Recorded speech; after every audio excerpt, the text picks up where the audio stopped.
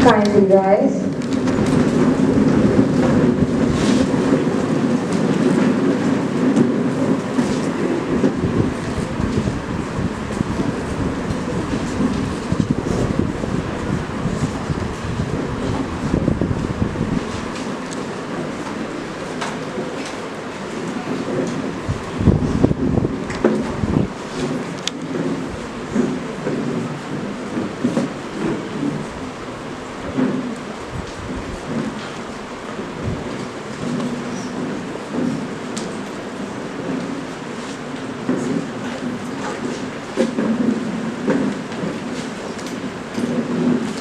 Please be seated.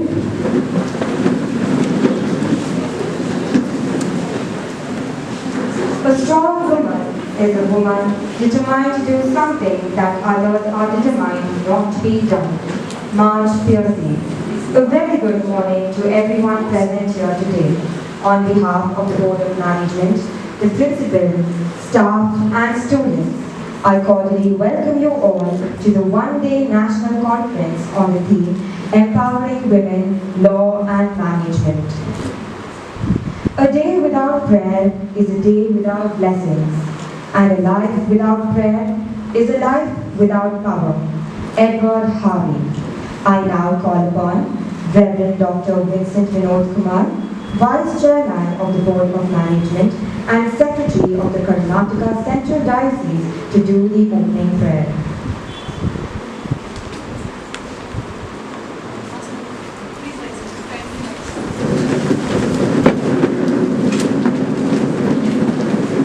Shall we do the Lord in prayer?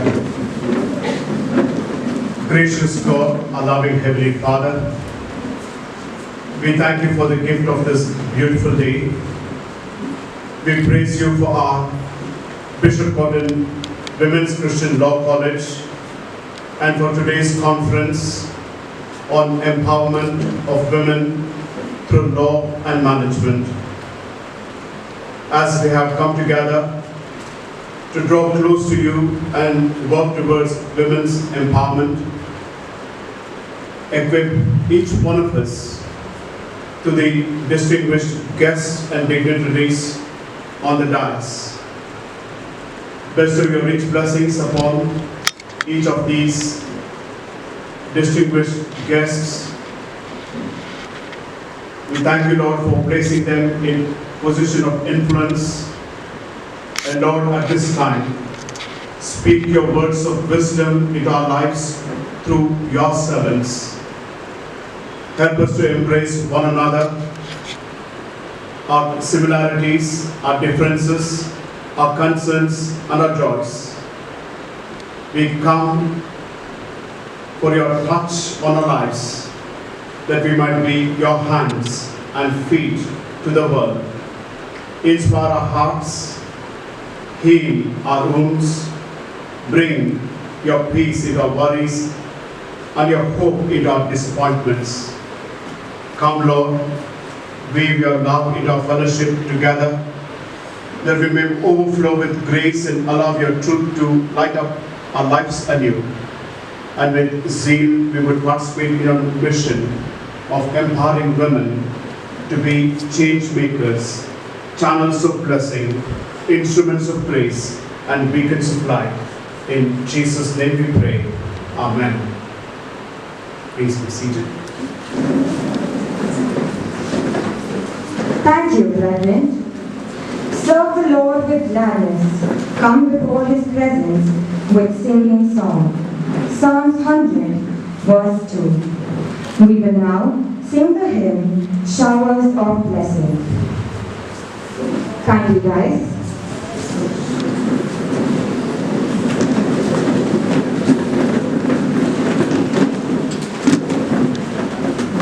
Showers of blessing, this is the promise of God.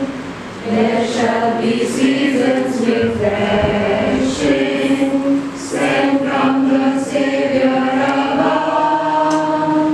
Showers of blessings, showers of blessings we need.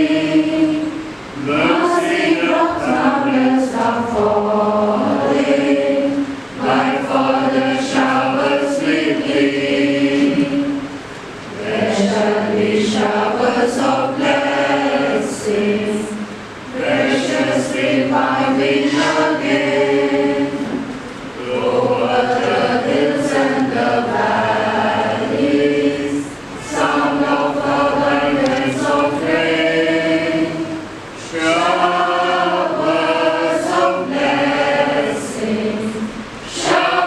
of blessings we need, mercy drops rounders are falling, but for the showers we plead.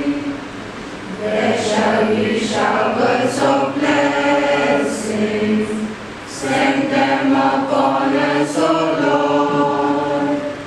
Grant to us now a refreshing, come and now honor thy word. Showers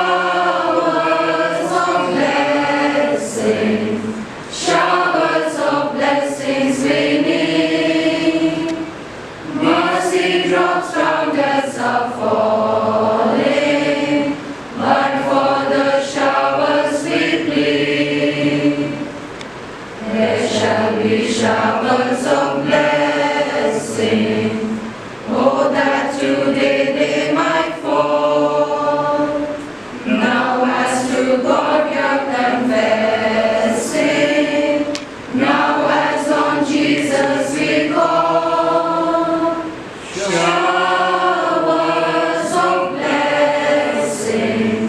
Showers of blessings we need, mercy drops round us are falling, but for the showers we plead.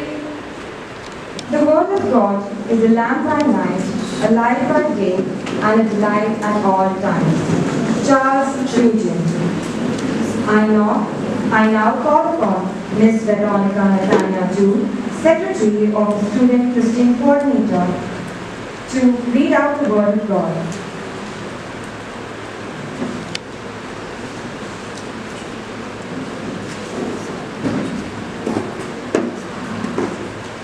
Today's Bible reading is taken from the book of Psalms, chapter 24, verses 4 to 5. Those who are pure in act and in thought, who do not worship idols or make false promises, the Lord will bless them and save them. God will declare them innocent. Here ends the Bible reading. Praise be to God. Thank you, Miss Veronica. No one lights a lamp in order to hide it behind the door. The purpose of light is to create more light, to open people's eyes, to reveal the marvels around. The lighting of the lamp holds great significance in our culture, symbolizing the triumph of light over darkness, knowledge over ignorance, and the beginning of a new journey. I now request our principal, Professor Dr. Indrani Ma'am, to lead the dignitaries for the ceremonial lighting of the lamp.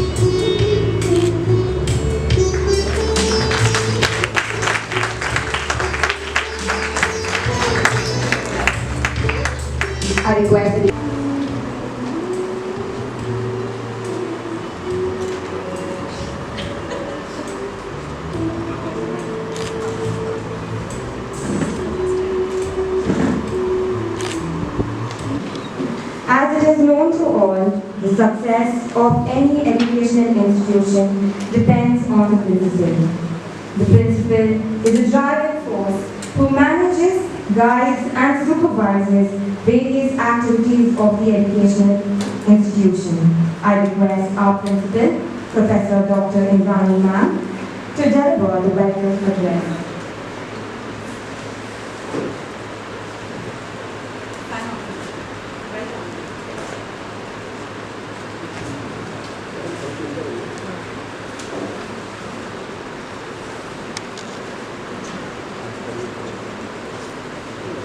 A very good morning and a warm welcome to all.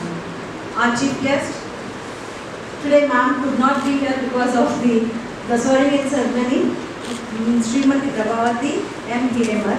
But however, we have our inaugural guest, Dr. Shalini Rajneesh, IAS Additional Chief Secretary, Department of Youth Empowerment and Sports, Planning, Program Monitoring and Statistics Department, Government of Karnataka. Shri K. Dwarakanath Babu, Director, Kilpark, Reverend Dr. Vincent Vinod Kumar, Secretary, Karnataka Central Diocese, Dr. Revaya Odiyar, Research Head, Kilpark, Conference Director, dignitaries of the Diocese, participants, colleagues, and dear students. Maharishi Manu declared, Yatra Narestu, Pujyante, Ramante, Tatra Devate. It means, where women are respected, divine grace adores that place. Women is a symbol of sacrifice, love, kindness, softness, and tolerance. These qualities should not be taken advantage of. Rather, equip women so that the world becomes a better place to live. In the 20th century, the 21st century, the empowerment of women is an input intended to eliminate their subordination and establish equality. Empowerment is a positive concept. Empowerment is not just giving power. They already have plenty of power in wealth of their knowledge and motivation and to do their jobs magnificently. Empowerment occurs through improvement of conditions, standards, events, and global perspective of life. Bishop Quabbin Women's Christian Law College is a proud anchor of empowering women, empowering India. Doing our part to pave the path to our young ladies in realizing their dreams by climbing up the ladder steadfast with the motto, Nec Destrosa, Nec Sinistrosa, to move forward steadily towards their goal, turning neither to the left nor to the right, but on straight on, equipped with the required knowledge, courage, and persistence, and providing them opportunities that takes them places. One such platform has been created by our college in association with the Karnataka Institute of Law and Parliamentary Reforms to rekindle their thought process and research skills to analyze the position of women in the 21st century. I, on behalf of the Board of Management, staff and students, invite all to this one-day national seminar on empowering women, law and management. I would like to welcome our dignitaries for the day. My heartfelt thanks and hearty welcome to Dr. Shalini Rajneesh, IAS, Additional Chief Secretary, Department of Youth Empowerment and Sports, Planning, Program Monitoring and Statistics Department, Government of Karnataka, for gracing this occasion and being part of this conference to deliver the inaugural address. I request Mrs. Nalina to please honor ma'am. Welcome ma'am.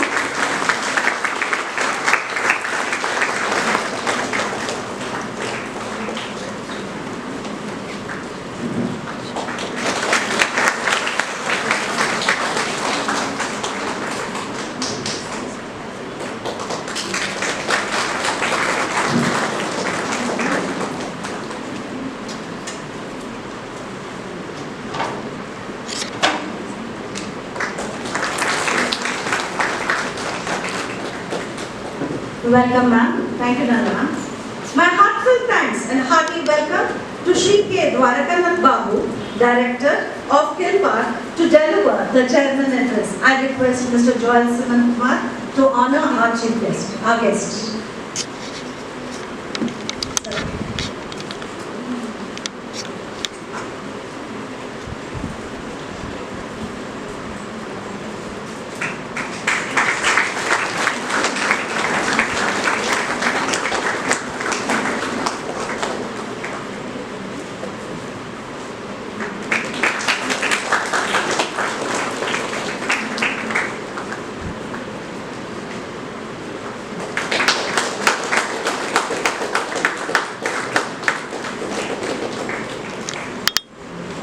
Thank you, sir.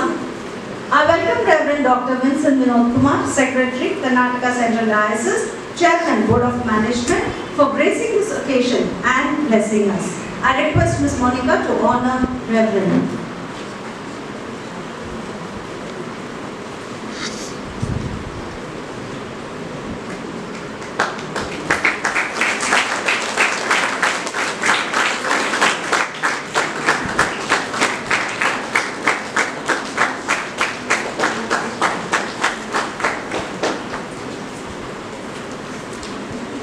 It is with great pleasure to welcome Dr. Reva Yaudia, Research Head, Kilpark, Conference Director, who when approached, encouraged us to come up with a proposal and continuously supported us in organizing this conference. Thank you, sir. Your encouragement has brought us this far. I request Dr. Jyoti K. to honor, sir.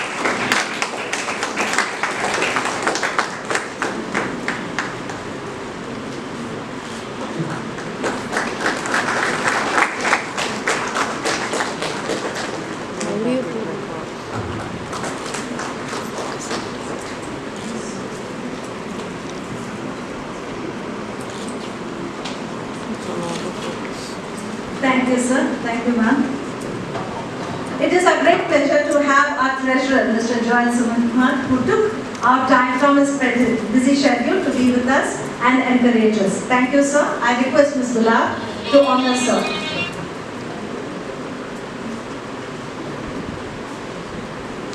Dr. Jyoti ma'am is honoring.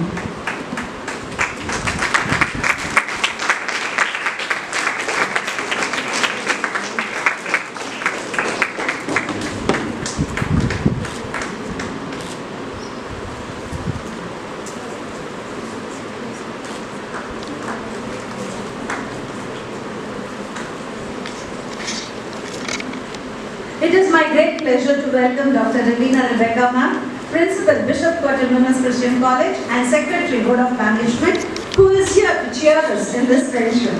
Thank you so much, ma'am. I request Ms. Rachalapa to do the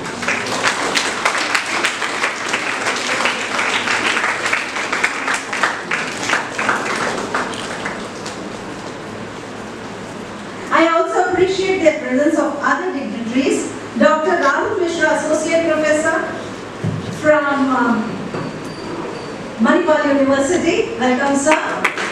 Sir, you want to share the session later?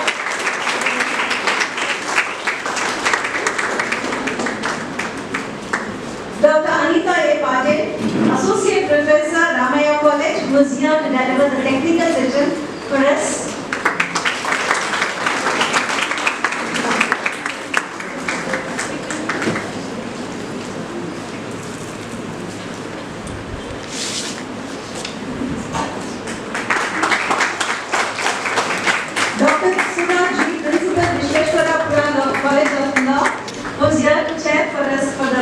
Presentation.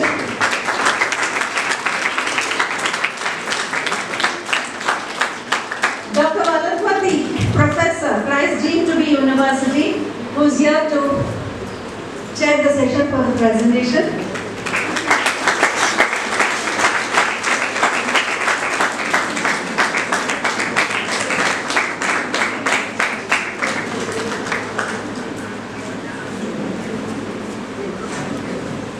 I also appreciate the presence of Ms. Sujita Paul, who is the principal of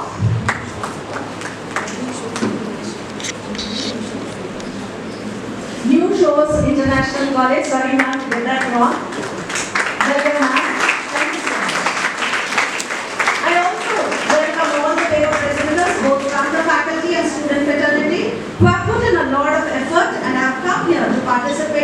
this conference. Thank you all. Hope you all have a great time in our campus. I also take this opportunity to welcome our teaching, non-teaching, maintenance staff who are greatly involved in all the activities and are great strength, and they are the inspiration to carry out the activities further. Our students, the first beneficiaries who are eagerly waiting to take in the knowledge that will be imparted today. Welcome to you all. I once again welcome all to this one-day national conference on Empower Women, Law and Management. Thank you.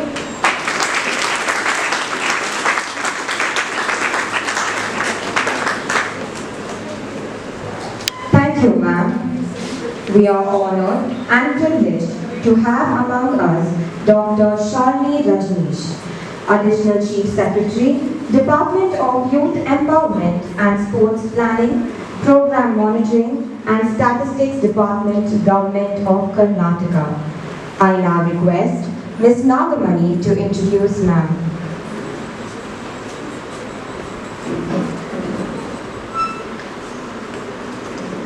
Thank you, Aishi. Good morning all.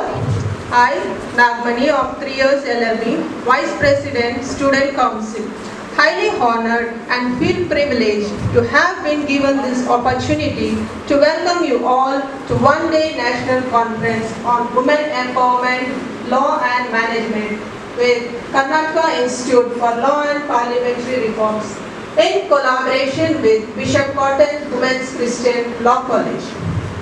Today, we are honored to have Dr. Shalini Rajneesh, IAS Officer, Additional Chief Secretary, Department of Youth Empowerment and Sports Planning Program, Monitoring and Statistics Department, Government of Karnataka as our Chief Guest. Ma'am is the gold medalist in BA and MA Psychology from Punjab University. Ma'am has joined Indian Administrative Service in the year 1989. She was the topper at the age of 22 years. After joining service, Ma'am completed her PhD in Rural Development from Mangalore University in the year 2000 and MBA from Latrobe University, Australia in the year 2001. In the year 2013, Karnataka State Women University honored doctorate in literature for her constant contribution for upliftment of women empowerment in public administration and implementing government schemes effectively for welfare of the women. To her credential, Ma'am has presented many papers at international and national forums and written 13 books, 8 in English and 5 in Kannada. The main subjects covered for writing are management, personality development, women enter empowerment. Ma'am has also trained many IAS officers, created awareness among people during COVID-19. Ma'am is a regular writer and speaker on television, radio, seminar, and creating awareness among youth. Ma'am has worked under various departments in Government of India, like Ministry of Finance, Civil Aviation, Shipping, Agriculture, and Road Transport. Ma'am was also the Principal Secretary to the Government Department of Personnel and Administrative Reforms. Ma'am is the proud recipient of the prestigious Prime Minister's Award for the project Sakala in the year 2013.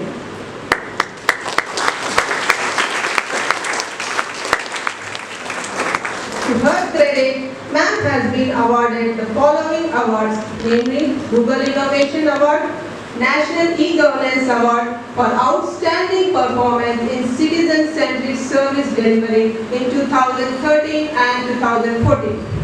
Quality Circle of India National Award 2014, Commonwealth Public Administration and Management Award. In 2015, G5's Exceptional Contribution to Governance Award. As Principal Secretary, Ma'am has worked under Health and Family Welfare Department. She has played a major role in formulating Integrated State Health Policy and Amendment to Karnataka Private Medical Establishment Act 2007, and Ma'am MAM has also implemented e-hospitals, telemedicine, teleradiology to reach rural areas in Andhra Karnataka state. As Principal Secretary in the area of education in the primary and secondary education department, MAM drafted changes in policy to make learning more qualitative and succeeded in bringing CSR funds from 42 private companies for development of government schools. At present, MAM is serving as Additional Chief Secretary of Department of Planning and Statistics in Planning Department, the Sustainable Development Goals Coordination Center in collaboration with United Nations Development Programme. It is a proud moment for the state of Karnataka under MAM's leadership. The Karnataka state stands third rank in the country in achieving sustainable development goals. They are working diligently to bring the state to #1 position in the country. On behalf of Board of Management, Principal in charge, staff and students, I welcome you, ma'am.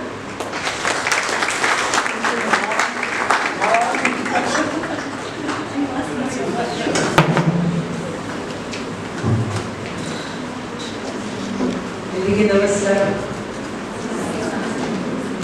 Awake? Good.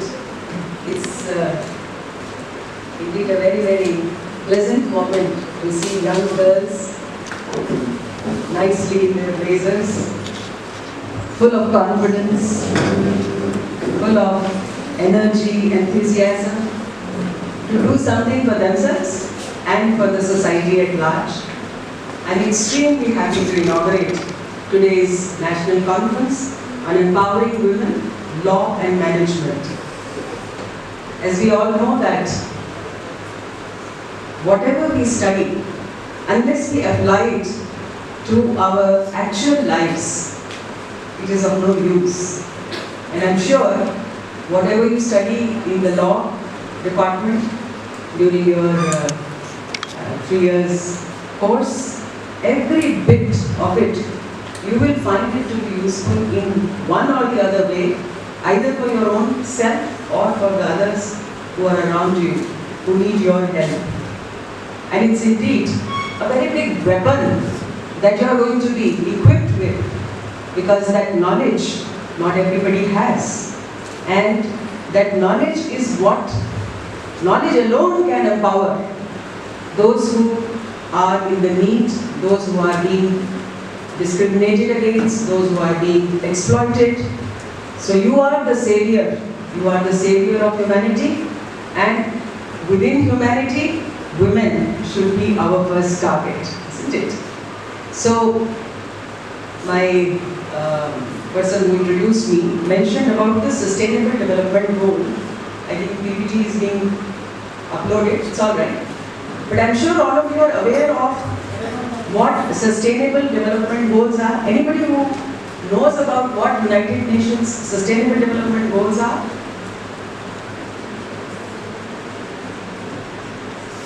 You know the United Nations, right? All the nations unite and they decide on common policies so that our planet, our entire world is peaceful, prosperous, productive.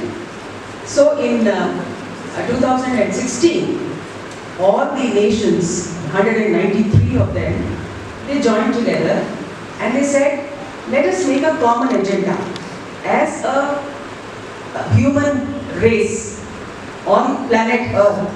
What is it that should be minimum available to everybody? And they came out with 17 goals. And why they are called sustainable? Because they don't want them to wither away.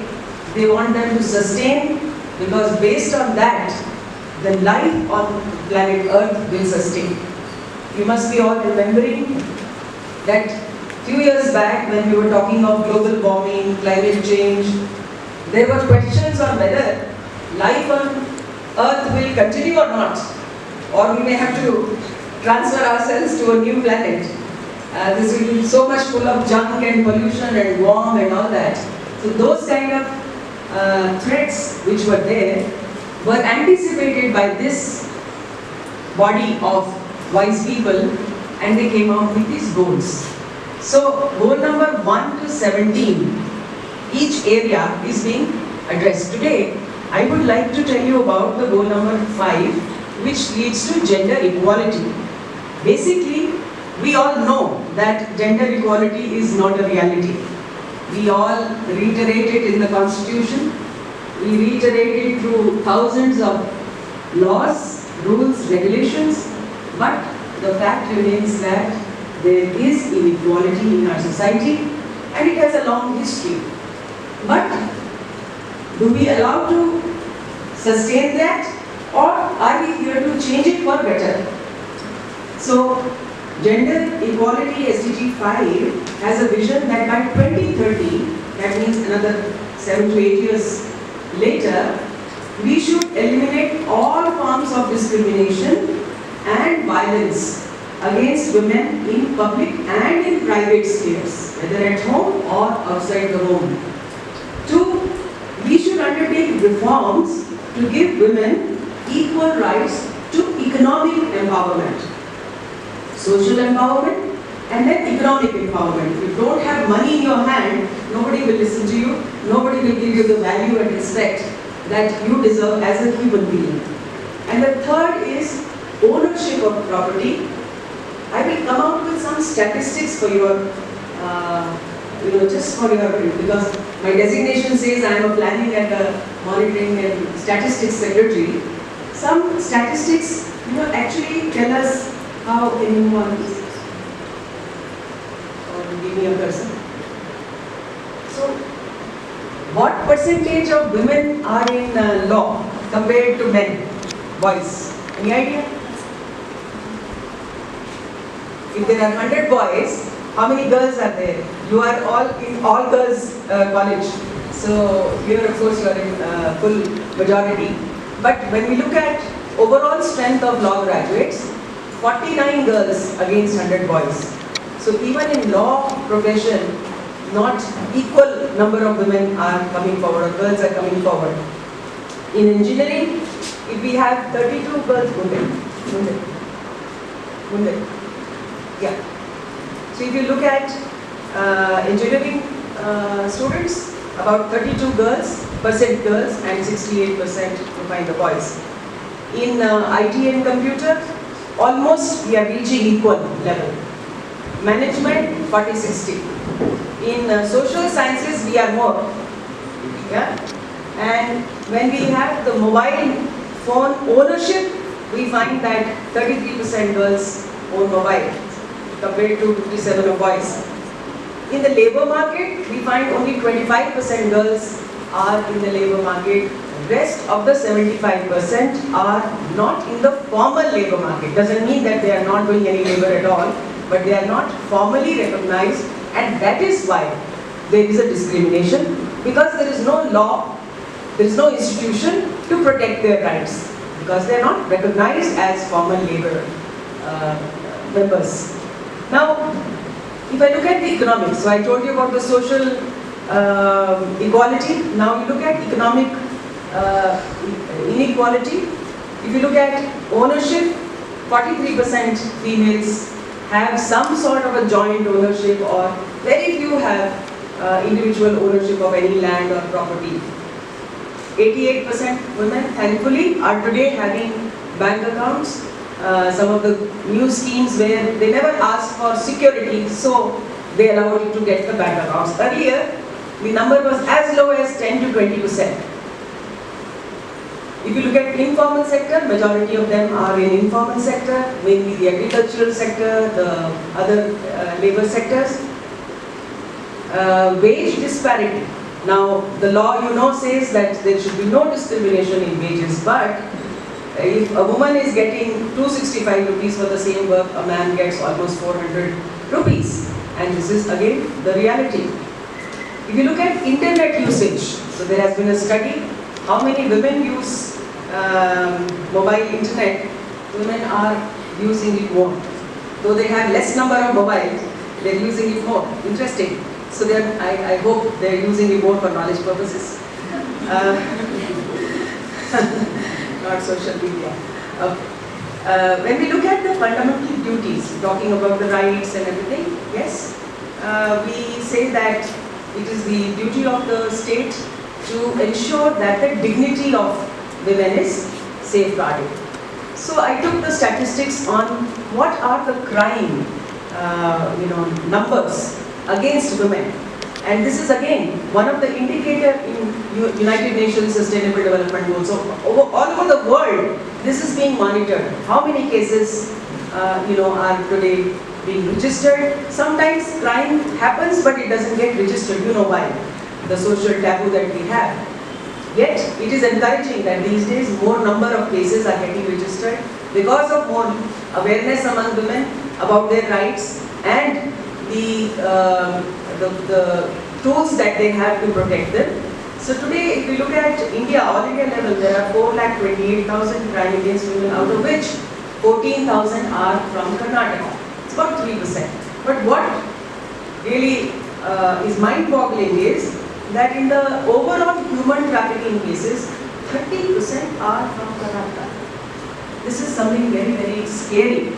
Why are our young girls being trafficked away for obviously illegal trade and other things? And this is where we have to protect our girls, make them aware, and the society as a whole has to act as a social net, safety net. Next. Yeah. So when we look at the suicide cases, you see the comparisons, you see the Karnataka numbers, cruelty from husband and relatives, sexual harassment, cyber crime cases, and cyber stalking. I would underline that many cases which are happening are not getting recorded. And this is where, as law students, you must try to see the reality in life being faced by those women. Why is it that they are not coming forward to register the crime against them? Although they may be aware that there is a right, there is an act and so on. Anyone likes to say why women are not coming forward to register the case? I don't want the class to see. Hesitation, why? Because they'll be judged and they'll be revenged, Then, oh, you went to the court against us. How dare you? And we'll show you how it is, right? So the fear of repercussion, that if I go to the court of law or to the police, I may be actually more of a victim. So you remember how Nirbhaya Act was amended. So the rape victims were not even going to that. So there are practical problems that women face. That is one. Second is, anybody has any other reason in mind? Why don't they go to the court or the lawyers? That's what the social taboo and all that. Not really support, it is of the reverse. Yeah.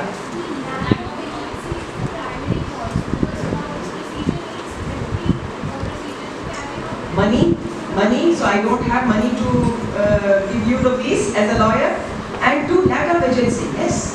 You don't know where do I find the lawyer? Is there a mobile now app saying where the lawyer is? It is, I think it's there. Now, nearby, you can identify a lawyer nearby, but that kind of awareness is still not there. And then, he or she may be nearby, but will he be the right person? Right? So, we do have the Legal Aid Society to help women in distress. But, again, the Legal Aid Society is head office in district level. How many people will reach district level? They do hold programs in you must be all participating in those outreach camps and legal aid clinics and all that. But that's not a regular thing. Suppose I am in one remote village and I am being beaten up by my husband. Where do I go? Whom do I tell? This is the problem I have. Who will come to my rescue? My parents will say, no, you are married, now you better handle yourself. In-laws, they will say, now this is your fate, you better suffer. Where do I go? Who is there to support me? So are you aware of any? I reach them. I can't leave my house. How do I reach them? There are, anybody knows what is the women helpline number? In distress? Women in distress helpline number? I'll show you the thing. So on one side we have this constraint of women not being able to raise their voice against the exploitation or their dignity being compromised and so on. On the other side, even those who have complained, you see the cases which are pending. Do you think they will get justice? And when? By the time I think all is over, 10 years, 20 years. So look at the numbers which are pending in High Court, in local courts, and the worst part. So pendency rate I'm told is 91%, and the worst part is the conviction rate, 8.2%. It used to be, I remember, 2%. It was, just 3 years back, the conviction rate on cases against women was 2%. Then government took a decision that we will now appoint women prosecutors, in every district. So I think huge number of women prosecutors were appointed, and then they were more, free with the women clients, and they were able to take the case much more forcefully, and conviction rate has improved. But then again, it's just 8%. So again, as law student, why our conviction rate is poor? Crime has happened, we all know. Otherwise, why would anybody go and do all this circus? The way we collect the evidence, the social support. Nobody will come and give the witness evidence as come as witness. So there are so many issues where women feel I have no support. So better I keep suffering. Better not to go towards the. So where will empowerment happen? When will law come to its rescue? I mean, my reason, simple reason, women consider as a ghar ki izzat. They are not allowed to go outside. I mean, they say it is dishonor if you have gone outside and told, yes. And then there are honor killings, right? So that's unfortunate. Even in 21st century, imagine if this is happening. 2030, I hope everything becomes normal. Now, digital participation, with UNDP we did a very interesting study. Said why crime against women is increasing. It has to have something wrong in our mental makeup, right? Why those men or boys or whatever, they are committing that crime at all? One is, crime has been committed, now what to do? That's a treatment thing. But how can I prevent?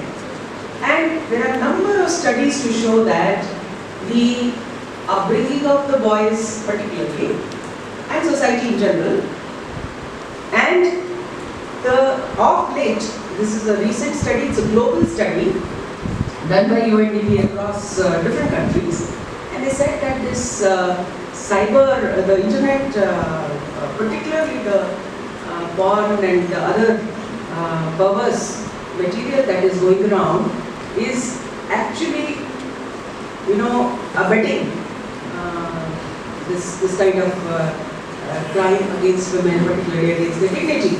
So we did a search, and look at that. What percentage? 51% of the people who are Googling are looking at porn content. Now, do we want governments to ban everything and not expect any discipline, self-discipline? Who will tell people, look, this is not the desirable thing, this is not good for the society in general and women in particular? This is where these are the questions which we as administrators and as academicians and as practitioners have to handle together. Just a couple of things on Government of Karnataka's initiative on gender equity is that we were the first ever state to have presented a gender budget. That means in all the schemes of the government, 33% was reserved for women. So not 50%, but 33% was reserved.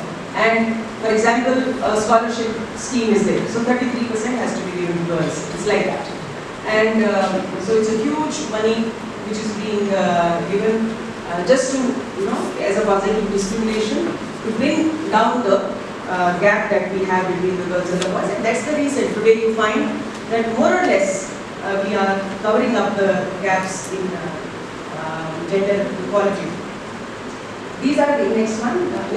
So these are the support centers. I think all of us must know what the helpline, women helpline number is 1098, 192. 1098 is for the children.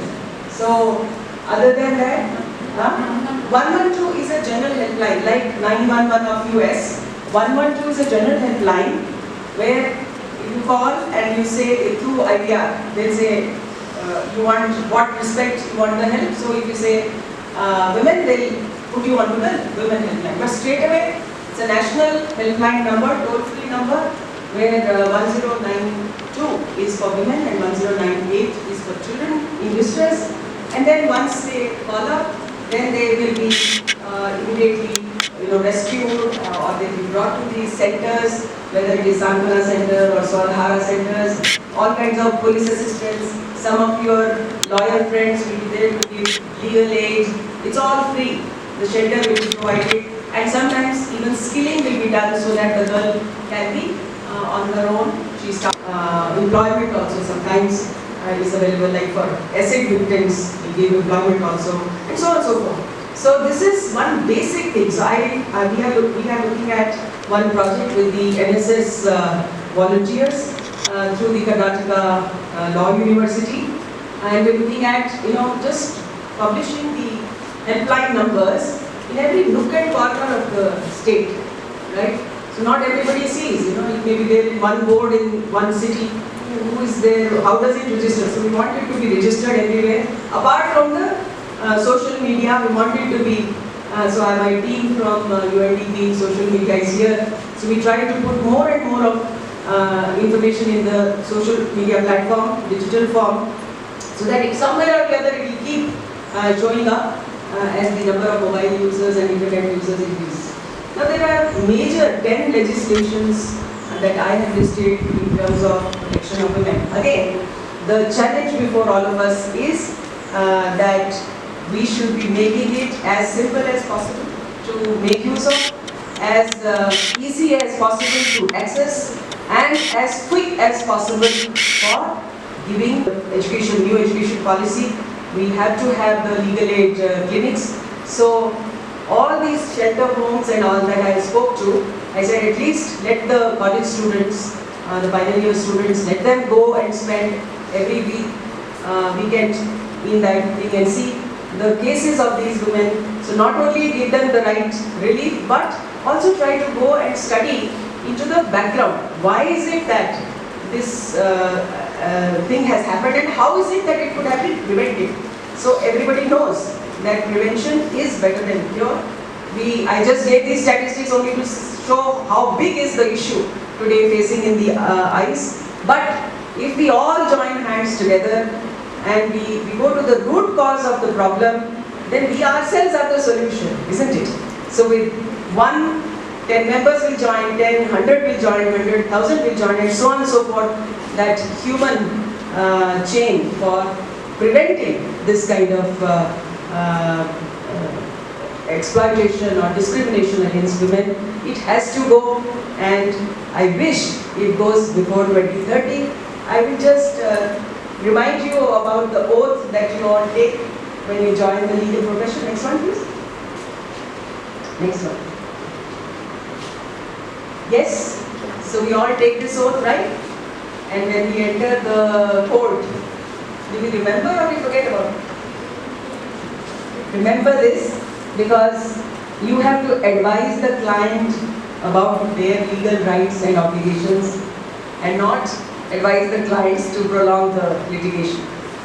So our pendency, if it has to go down, it requires the help of the legal professionals. They have to help expedite the judicial system, the completion of the case, rather than hanging on, taking dates after dates, and so on. Next, please. Okay, so let's all together take this oath today that yes, this national seminar is going to be a turning point. We will network with more and more like-minded people, and I assure you that from State Government of Karnataka, I will provide you all the facilitation that you require in connecting with the right agencies, and let's bring in that change. Let's hope that next year when we talk about these issues, my statistics will be 50-50. Thank you.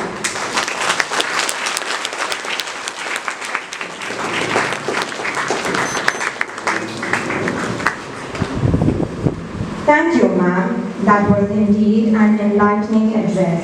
We are truly fortunate to have had the opportunity to hear your valuable insights and wisdom.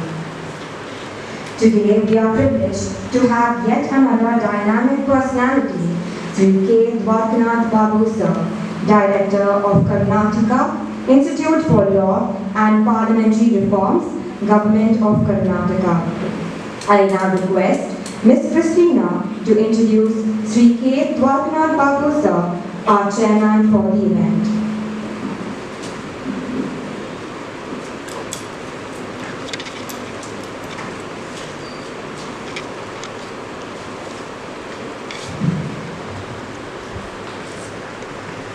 Good morning to one and all present here. I'm Christina A. from 4th year BBA LLB. Deem it an honor to introduce our guest for today. Today we have with us Mr. K. Dwarkanath Babu Sir, Director of the Karnataka Institute for Law and Parliamentary Reform. Sir has done his BCom in RC College of Commerce, Bangalore in the year 1978, LLB in Vivipuram College of Law in the year 1984, and MA Kannada in Bangalore University in the year 1987. Sir is currently designated as the Director of the Karnataka Institute for Law and Parliamentary Reform from 2nd August 2021. Sir joined the government service on November 9, 1983 and served for more than 38 years. He is in service of the government under Group A since 1998. Sir was also the Secretary of Government Department of Parliamentary Affairs and Legislation since 3rd June 2016 to 31st July 2021. Sir was the Special Secretary of the Government Department of Parliamentary Affairs and Legislation from 2013 to 2016. Sir was the Member Syndicate of the Karnataka Law University from 3rd June 2016 to 31st July 2021. He was also the member of the Academic Council of the Karnataka Law University from 3rd June 2016 to 31st July 2021. Sir was the member of Karnataka Institute for Law and Parliamentary Reform from 3rd June 2016 to 31st July 2021. He has worked for more than 10 years as Secretary, Scrutinizing Committee under the chairmanship of Honorable Law Minister. Sir has also worked as advisor of Committee on Subordinate Legislation of State Legislature for more than 10 years. Sir has also drafted major legislations. It's a privilege to have you with us today, sir. On behalf of the Board of Management, Principal, Staff and students, I welcome you, sir. Thank you.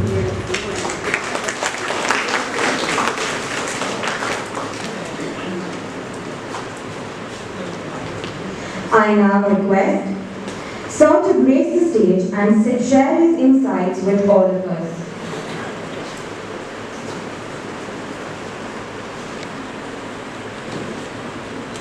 Good morning, everybody. Today, on the occasion of Women Empowerment Workshop or Seminar, what we call it, it's our pleasure to have Madam Shalini Madam here. She always stands for human rights, and this organization, this institute is organizing this program. Is a good opportunity to you all to get educated in this field and exchange your views. You are from different law colleges and ready to present papers. I welcome all of you to this occasion. It is our goal that women empowerment should be strengthened from the government side. Is very important. How? Because when we go to the history, women always neglected in the society. They never used to send to the school. After primary education, they never used to send to school. They get them married and to husband's house. See, similarly, educationally they were deprived, financially they were deprived, they were not given any powers, and they were used like properties. Women were used like property. They used to sell women also like slaves. This system was there. Thereafter, but see, even in our old culture, they never used to teach mantras to the woman. Only male used to. But when you go to the world, this thing, Gargi, you might have heard in the Vedic age, Gargi, she learned the Vedas and she argued Vedas with the scholars. In such a way, we must encourage, we must bring women in all the fields, in education, economic empowerment, social empowerment, and all educational, all these rights, unless we give them, they cannot be stand equal to the men. Here, government's role is very important. What is the role of government? How to empower women to be equal to the man? Our constitution, Article 14 says there should not be any discrimination among men and women. Even in pay, Madam has shown 250 rupees per woman and 400 rupees per man. But our constitution says equal pay, equal work. That is protected in our constitution, that should be implemented. Further, our constitution in Article 15(3), as you know, it has empowered the states to make special provision for women. Reservation for women in education, they have made. And in employment, our state government has provided 33% of reservation for women. Then again, if you go to Article 16, no discrimination in government employment for men and women. That is there. In spite of that 33%, they can come even in general merit. Then if you go to fundamental right, IPC provisions, both protection is given to women for any offences against women. 498A, where domestic violence happens against a woman, then an independent act, protection of women from domestic violence is there. It has made in 2005. Child Marriage Prohibition Act is there. Women, they used to make the marriage in the age of 14, 13 like that. Now 18 is the age limit so that they can educate themselves, they can stand their own legs to earn their livelihood. If they earn their livelihood, they will be economically more powerful. They can have their say in their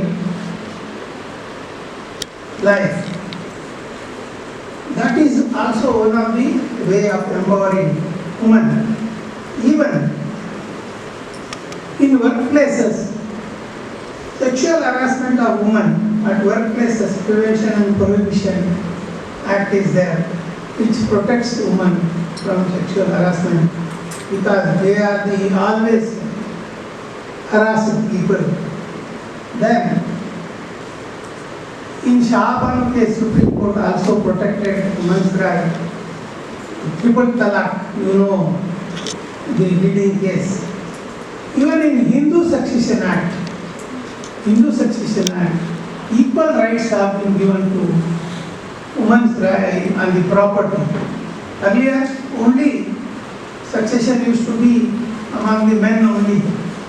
Only in South Canara, Aliya Santana system is there, where it used to flow from mother to daughter, property rights. But in other places, father to son only. Now, things have been changed. Government empowered women in succession of property, equal rights have been given. Even government has framed the schemes while granting lands. It used to give the land in a joint name, not only in the name of man, both husband and wife's name, lands are granted by the government. Ration cards are given in the name of woman because she used to handle the house. Then you know the Immoral Traffic Act, then Indecent Representation of Women's Act, even in Evidence Act, 113B, 113A and 113B, witness has to be proved against the cause. Then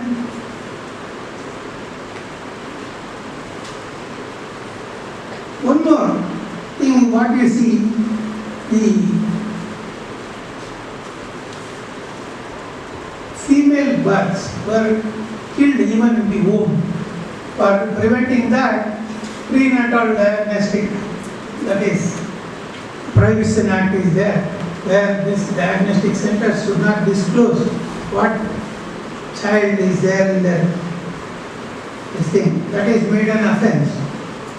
Then sometimes victims in the rape case and other things, to protect them, Supreme Court has made a scheme, and victim compensation scheme in 2018, and that is in force even in our state. They give compensation. In addition to this, state government has made Women Development Corporation for the development of women. They see, even in Afghanistan, you see women are exploited. They never allowed to go to colleges, schools. You know that Malala, yes, she fought for the women's rights. See, in our India, women are allowed to get educated. They are now in every field. In the field of advocacy, many judges are there. Supreme Court judges are there, women judges are there. In the legal fraternity, in the medical also, women are achieving very good places. Even in corporate sector, many CEOs are making landmark achievements. With all this, I welcome you to this occasion of seminar, and we expect good participation. With this, I conclude. Thank you.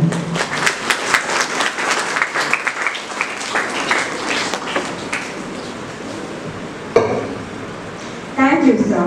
We are certain that your insights will continue to resonate with us long after this event.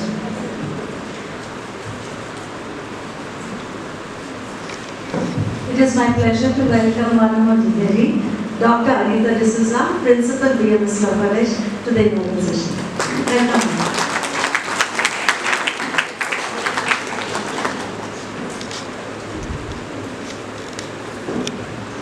We are privileged privilege to have with us today Reverend Dr. Vincent Vinod Kumar, Secretary of the Karnataka Central Diocese and Vice Chairman of the Board of Management, who has always encouraged us in all our college activities and has dedicated his life to spreading the message of love, faith and unity. I now request Ms. Agnola to introduce Reverend Dr. Vincent Vinod Kumar.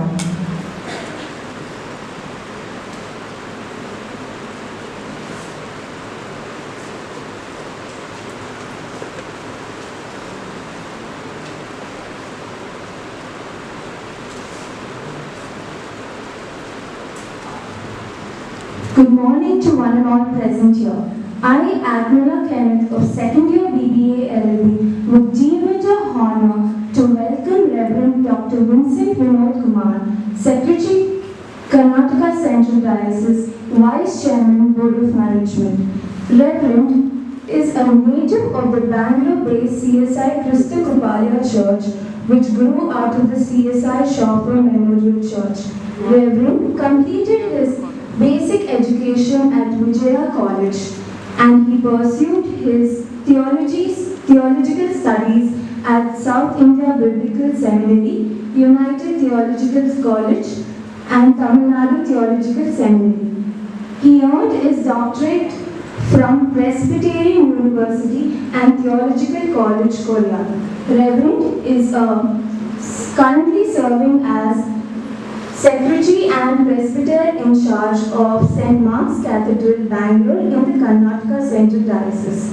In the year 1991, he joined the pastoral ministry of diocese and worked as a pastor in both rural and urban churches. He served the Tumkur area for 2 terms as board chairman and ministerial committee convener. In addition, Reverend served as the Assistant Secretary for the Triennium from the year 2015 to 2018 of the Karnataka Central Diocese. By God's grace, Reverend has also served the diocese as General Commissary many times. From the year 1992 to 2006, Reverend served the Karnataka Theological College's faculty teaching Christian ministry and communication courses in addition to his pastoral ministry. From the year 1999 until 2004, Reverend worked with the Bible Society of India as Secretary for the Karnataka Auxiliary. Reverend has several national and international publications to his credit. Reverend is married to Miss Carolyn Anita and they are blessed with a son with him. His wife is a homemaker and actively involved in church ministries, and his son works for a chartered accountant firm in Bangalore. On behalf of the Law Cottonian family, I would like to extend a warm welcome to you, Reverend. We deem it a privilege to have your presence in this conference.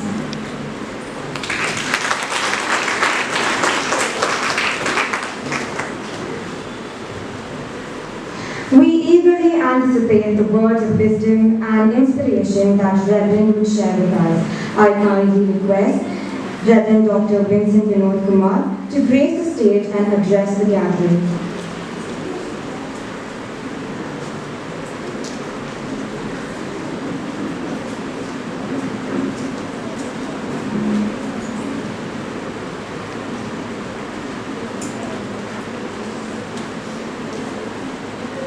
Most respected Director of KILPA and the Chairman of today's National Conference, Honorable Sri K. Dwarknath Babu, Honorable Additional Chief Secretary of the Department of Youth Empowerment and Sports, Planning, Program Monitoring and Statistics Department of the Government of Karnataka, Dr. Shalini Rajneesh, Distinguished Research Head of KILPA and Conference Director Dr. Revaya Odia, Respected Principal of the Bishop Hotel Women's Christian Law College, Professor Dr. Indrani, Special Invitees, Professors, faculty members, well-wishers, and student friends. I count it as my privilege and great joy to attend the inauguration of the one-day National Conference on Empowering Women through Law and Management, organized by KILPA in collaboration with our Bishop Gordon Women's Christian College.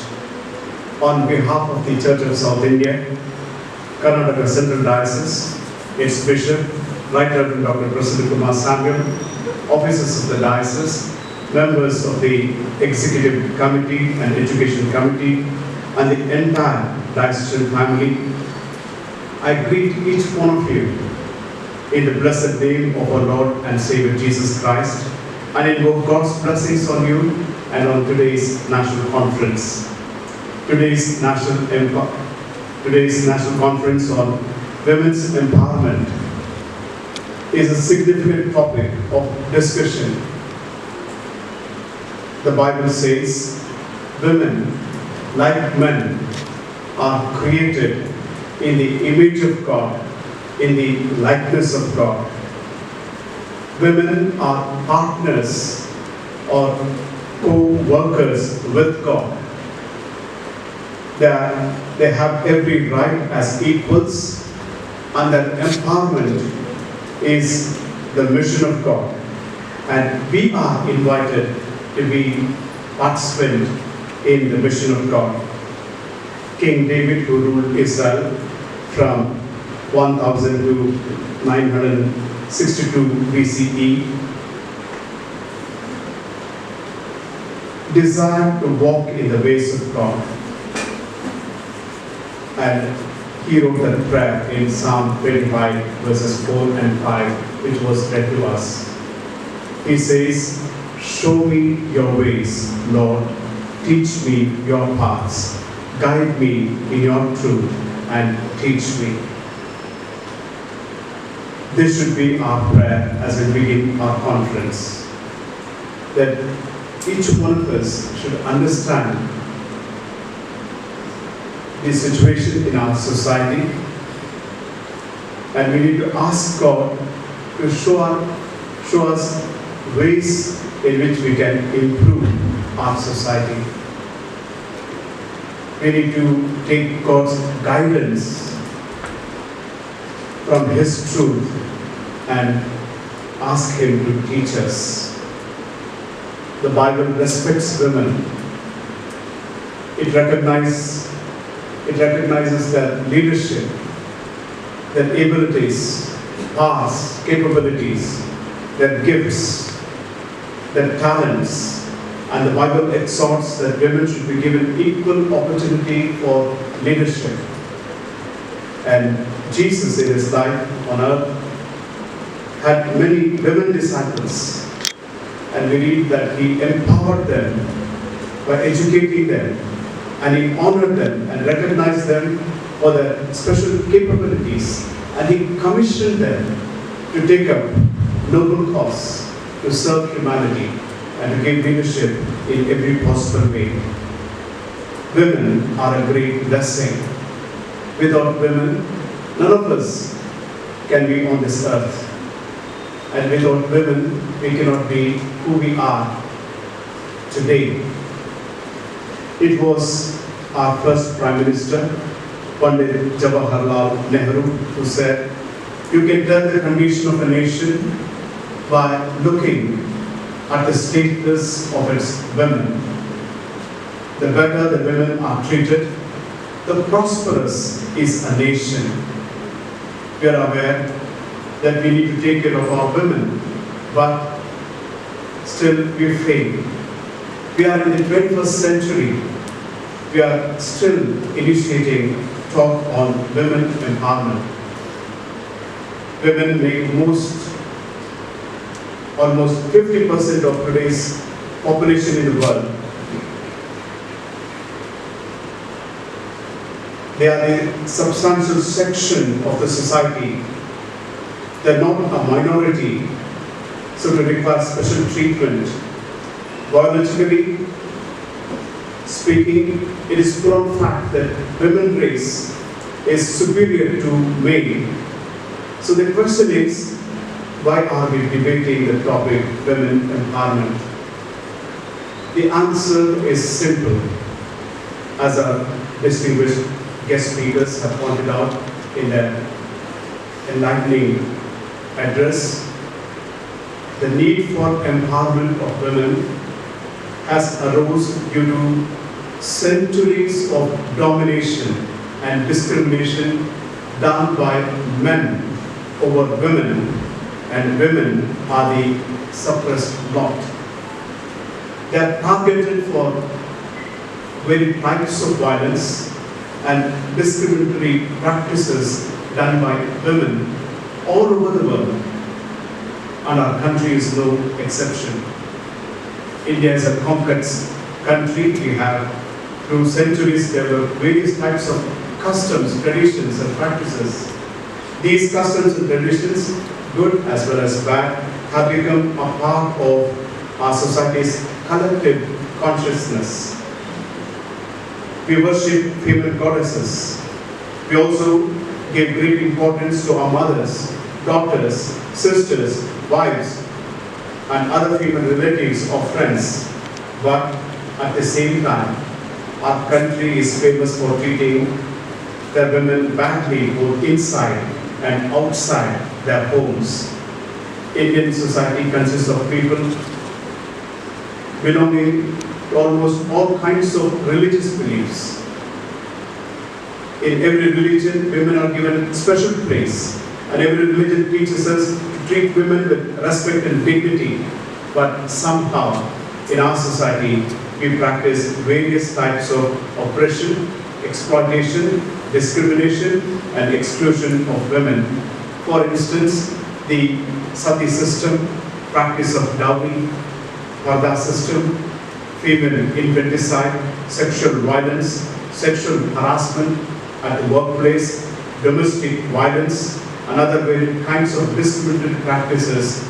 All such acts consist of physical as well as mental torture for women. The reasons for such behavior against women are many, but the most important ones are male superiority complex and patriarchal system. Though to eliminate these evil practices and discrimination against women, various constitutional and legal rights are there, but in reality, there are lots to be done. There are several self-help groups and NGOs working in this direction, and also women themselves are breaking the societal barriers and achieving great heights in all dimensions, social, political, and economic. But society as a whole has still not accepted women as being equal to men, and crimes or abuses against women are still on the rise. We need to work with everyone who is working for women's empowerment to bring in change. The society's age-old, deep-rooted mindset needs to be changed through social conditioning and sensitization programs.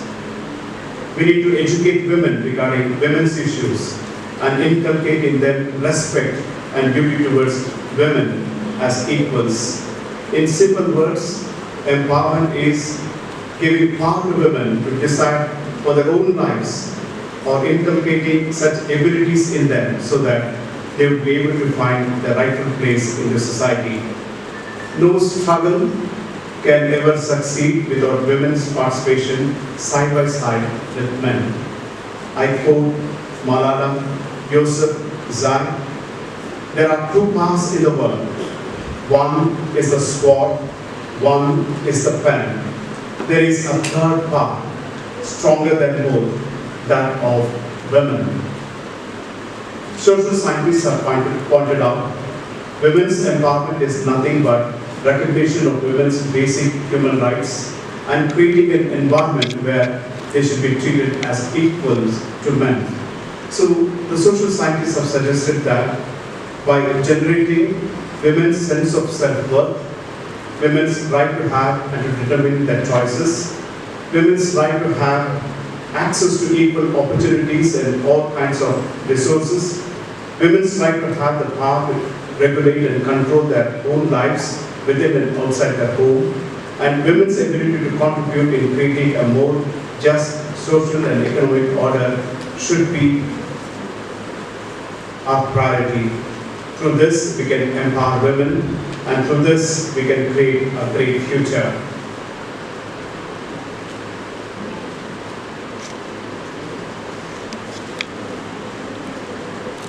For this to happen, apart from government, the efforts are needed from various NGOs and enlightened citizens like you and me in this country. These efforts cannot begin by itself. It should begin from our own homes, where we must empower female members of our family for providing them equal opportunities of education, health, nutrition, and decision making without discrimination. Today, an Indian woman is a pilot, doctor, engineer, millionaire, entrepreneur, and everything she wants to be. That's how the times have changed. Women have proved to be better than men in all fields. However, as they're treated differently even after so many years, there still exist gaps in the context of women's empowerment. In many parts of our country, women are still subjugated to inequality and gender discrimination. Many times, various schemes, policies implemented for the sake of women do not reach them. Hence, this conference.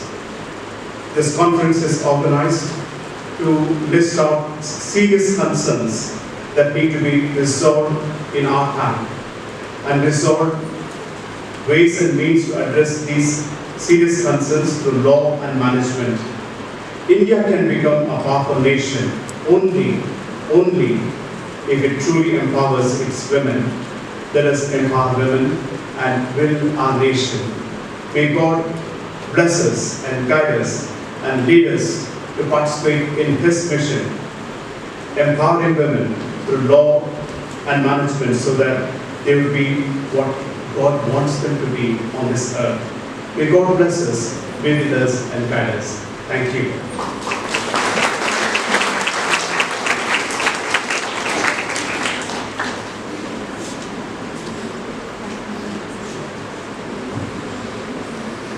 Thank you, Reverend. We are honored to have had the opportunity to hear your words of wisdom.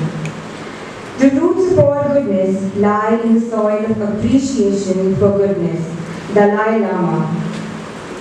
We have now come to a significant part of our program where we extend our gratitude to all those who have made this event possible. I now request Ms. Monica D., Student Council President, to propose the vote of thanks.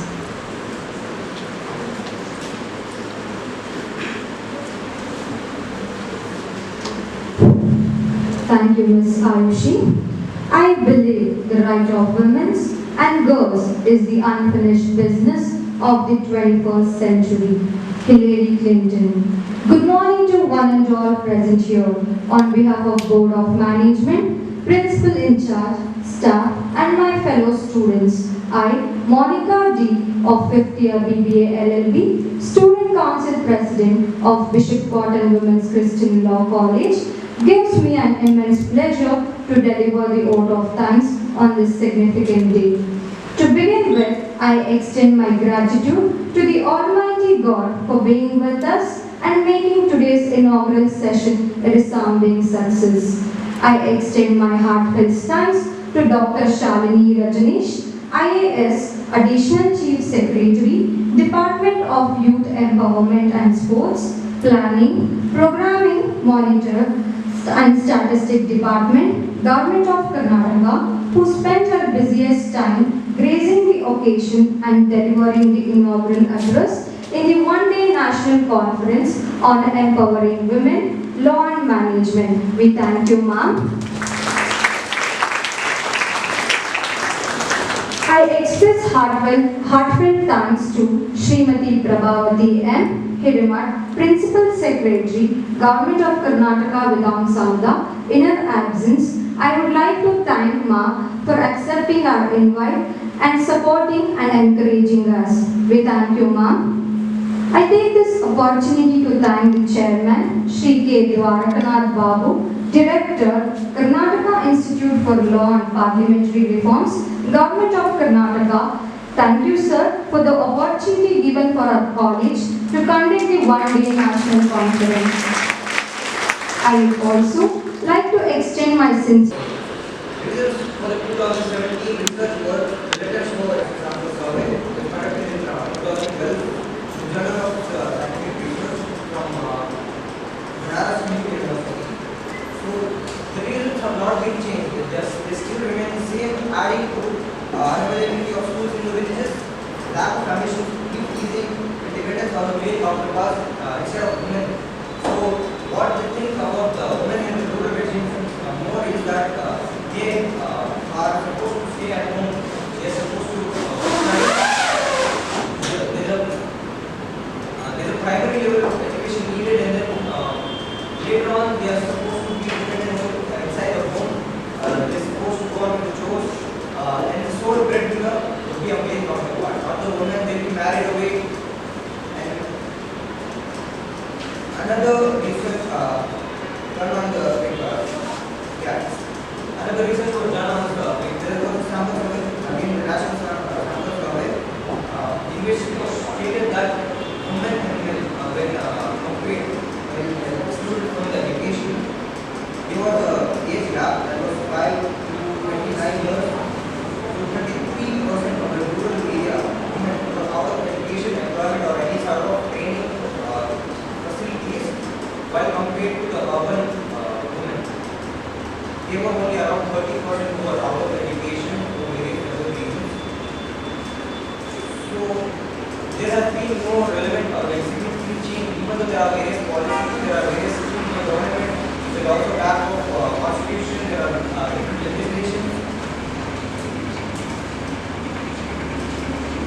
there are different acts and policies. So there are constitutional efforts such as Right of Education and Free and Compulsory Education Act, RTR, that is 2009, and there is National Policy of Education 2020. So, after finding all these have come with foreign solutions, so there are such constitutional provisions as well as acts, policies to aim at education for rural women. The numbers adopted are yet lower than expected.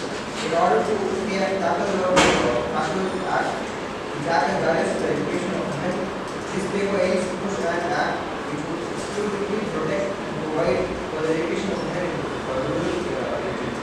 So, accompanying proposal action, Rural Women's Education Act, which will deal with access to education, financial assistance, support services, outreach programs, data collection. So, along with the already existing schemes, legislations, policies, and acts, this would exclusively aim at education for rural women. It will outreach them. It will not only state in a written document, but it will proactively act and reach out to them, know what the hindrances are, what are the barriers, and then provide aid and assistance. So it recognizes the challenges faced by women in areas and aim to provide them with resources to support the need to pursue further education. So in conclusion, the Rural Women's Education Act is written towards promoting women's education and empowerment in rural areas. Providing support and resources to women in rural areas, the act helps to break down barriers to education and open up opportunities for women in rural areas.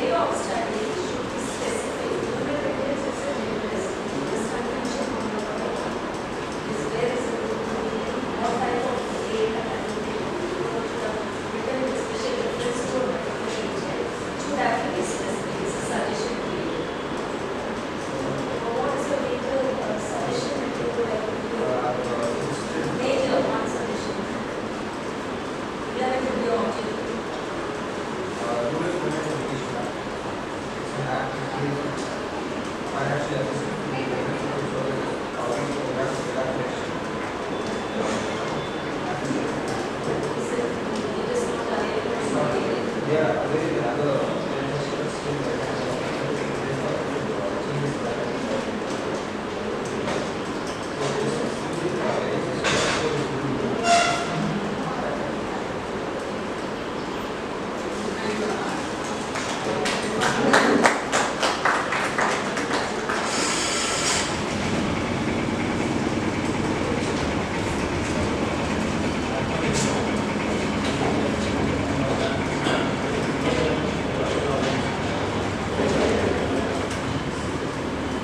Myself, Irfan, I'm from Government Law College, Dharwad. Second year in corporate governance. The presentation topic is study of development of women in rural area by education. Let's start with the introduction. The development of women in rural areas is one of the critical issues in today's society. Due to the traditional gender roles, poverty, limited access to the education. This causes that too often women in early age are subject to society. Women in early age are subject to discrimination due to cultural barriers and lack of resources. Which made the families prefer to provide education for boys rather than girls. It cuts the opportunity of women to acquire any skills and knowledge necessary to survive the society. By addressing the root cause of female illiteracy in the rural areas, we can empower women, build strong communities, and promote sustainable development. What the statement of the problem I would put here is the lack of access to education and the educational resources makes it difficult for girls to attend the school and complete their education. The gender-based discrimination reduces opportunities for girls.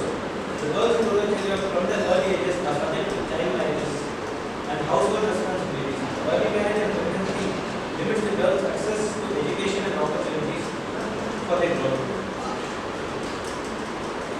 While the traditional beliefs and practices may discourage parents from sending their girls to school, the lack of role model, the main cause for non-development of education for women in rural areas is the lack of role models limits girls' opportunities and learn from women who have succeeded in education and other fields. The historical background says that in pre-independence, women's education was not a priority and was limited primarily to privileged caste and classes. In post-independence, in 2001, scheme named Sarva Shiksha Abhiyan program was launched, which aimed to improve the access to education for all children, especially for girls and children from marginalized communities, rural areas. In present days, several initiatives have been launched, such as Beti Bachao Beti Padhao campaign, which aim to stopping the selective abortion of girls and promoting education of the girl child. Various schemes have been launched by the government for the development of women's education in rural areas, like Beti Bachao Beti Padhao scheme, which took up female mindset and promote education of girls child by improving the efficiency of welfare service being meant to girls. Mahila Shiksha Kendra, which is an empower rural women through community participation for greater social and economic development. Then the third scheme is Rashtriya Madhyamik Shiksha Abhiyan, which aims to create a secondary school to make education accessible for all children, particularly for girls who belong to socially and economically marginalized groups in rural areas. Then Udara scheme, which is the latest scheme, will support the girl students from economically weaker sections for their higher education and providing academic mentoring alongside with financial assistance.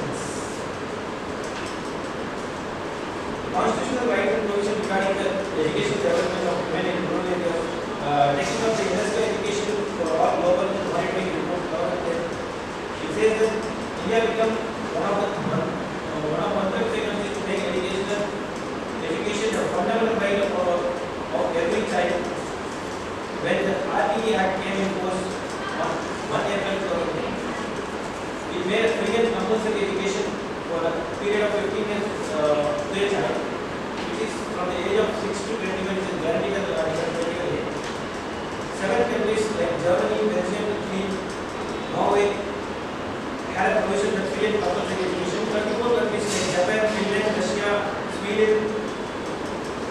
gives 9 years of compulsory education. According to UNESCO report, some countries have achieved extraordinary progress in their education system. They reduced the dropping out of schools, students from dropping out of schools, which has been declared currently in India over since 1990. The very famous case which is held in the state of Karnataka, Mohini Jain case in the state of Karnataka 1990. In this case, it has been discriminated, which is also known as the capitation case. It has been discriminated student from non-Karnataka charge extra capitation fees. So the judgment came as the fundamental right to speech and expression cannot be violated under the citizen education. Citizen is educated and conscious of his individual dignity. The education in India has never been a commodity for sale. The right to education flows directly from your right to life. I conclude that, however, children equal participation of women in education society is yet to be achieved, and there is a need for continued efforts to ensure universal access to education, particularly for girls in rural areas. I would suggest personally that to evaluate the effectiveness of existing policies and programs aimed at promoting women's education in rural areas.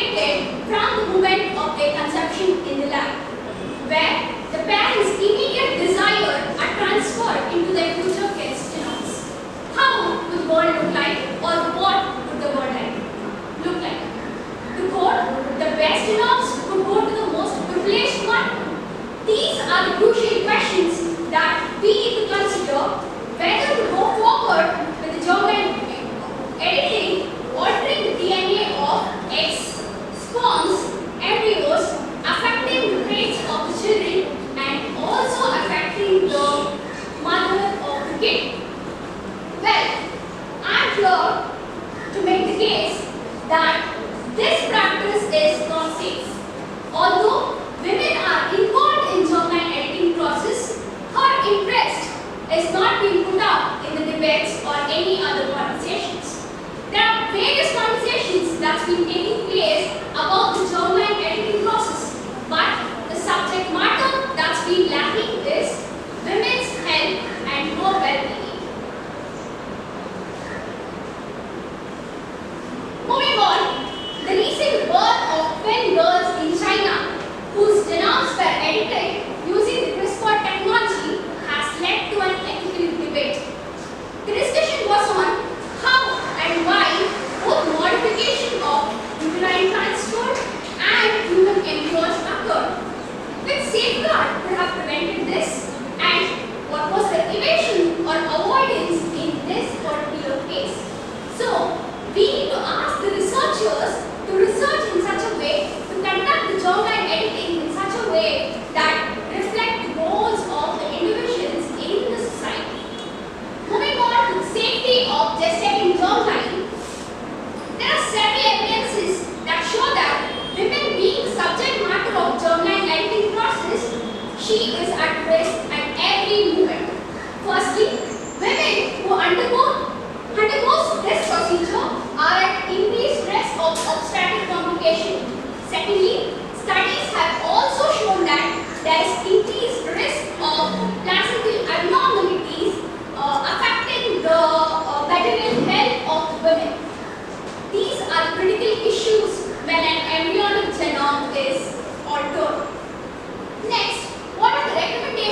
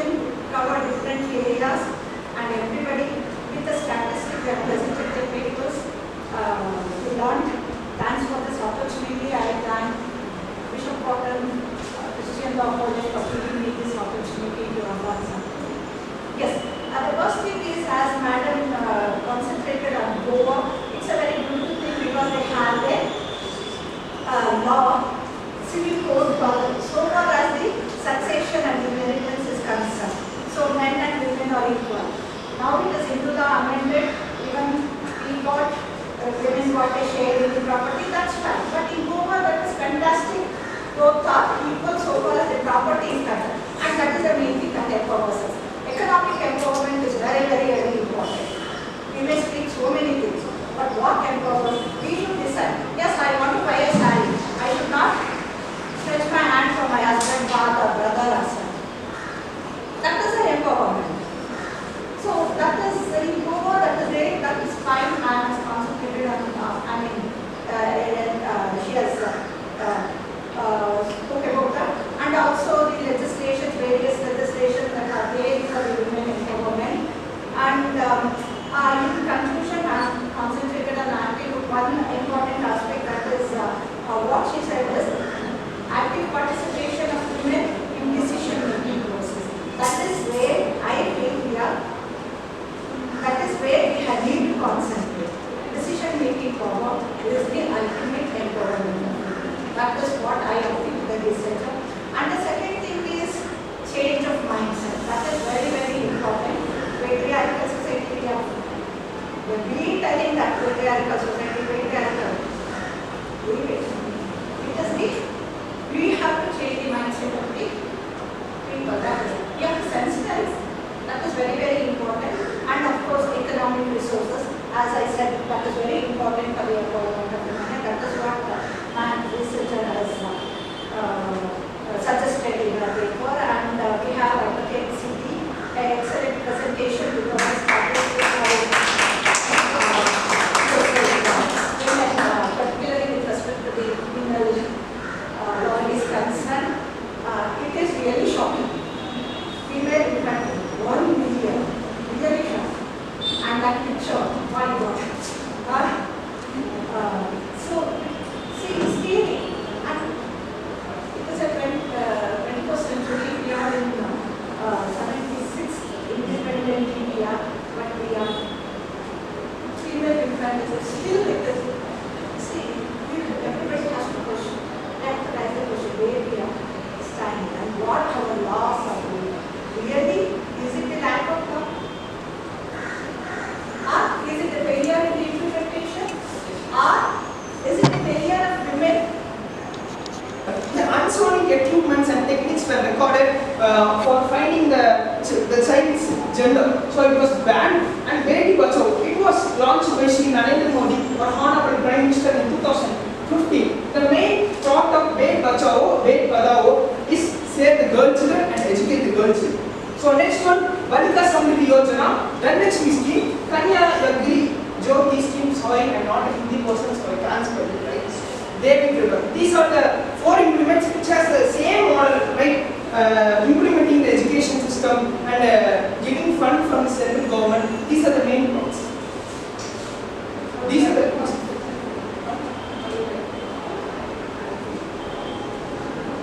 so the consequences. Fall of sex ratio, lower value of a woman, increase of abuse, and increase in human trafficking. These are the consequences for the woman. The laws and regulations, as in the last student, I should definitely talk about it. Because the under penal code, IPC 1860, 315 is the only IPC code which describes about the certain law. Because acts done with the aim to prevent girl from being born alive or causing to be dead after birth, or the reason behind 350. Then 308 is the article about the 380. 380 is something consequent of birth or reported before death. So these are the reference of the paper. Before submitting to the Honorable Ma'am, we should have certain limits and certain proofs to be submitted. So our perspective in this event, even after 75 years of independence, still the female were exploited on the basis of cultural men's beliefs. We, the citizen of India, should take care of this issue and should pass over the issue. People should be educated to think rationally, which treats the women as equal on society. Camps and programs should be conducted on the rural, which make people aware on the issue. Parents should teach their children that dowry is a crime, which is the main factor of infanticide. And finally, that how to conclude that education and public awareness would prevent female from these generations. Thank you.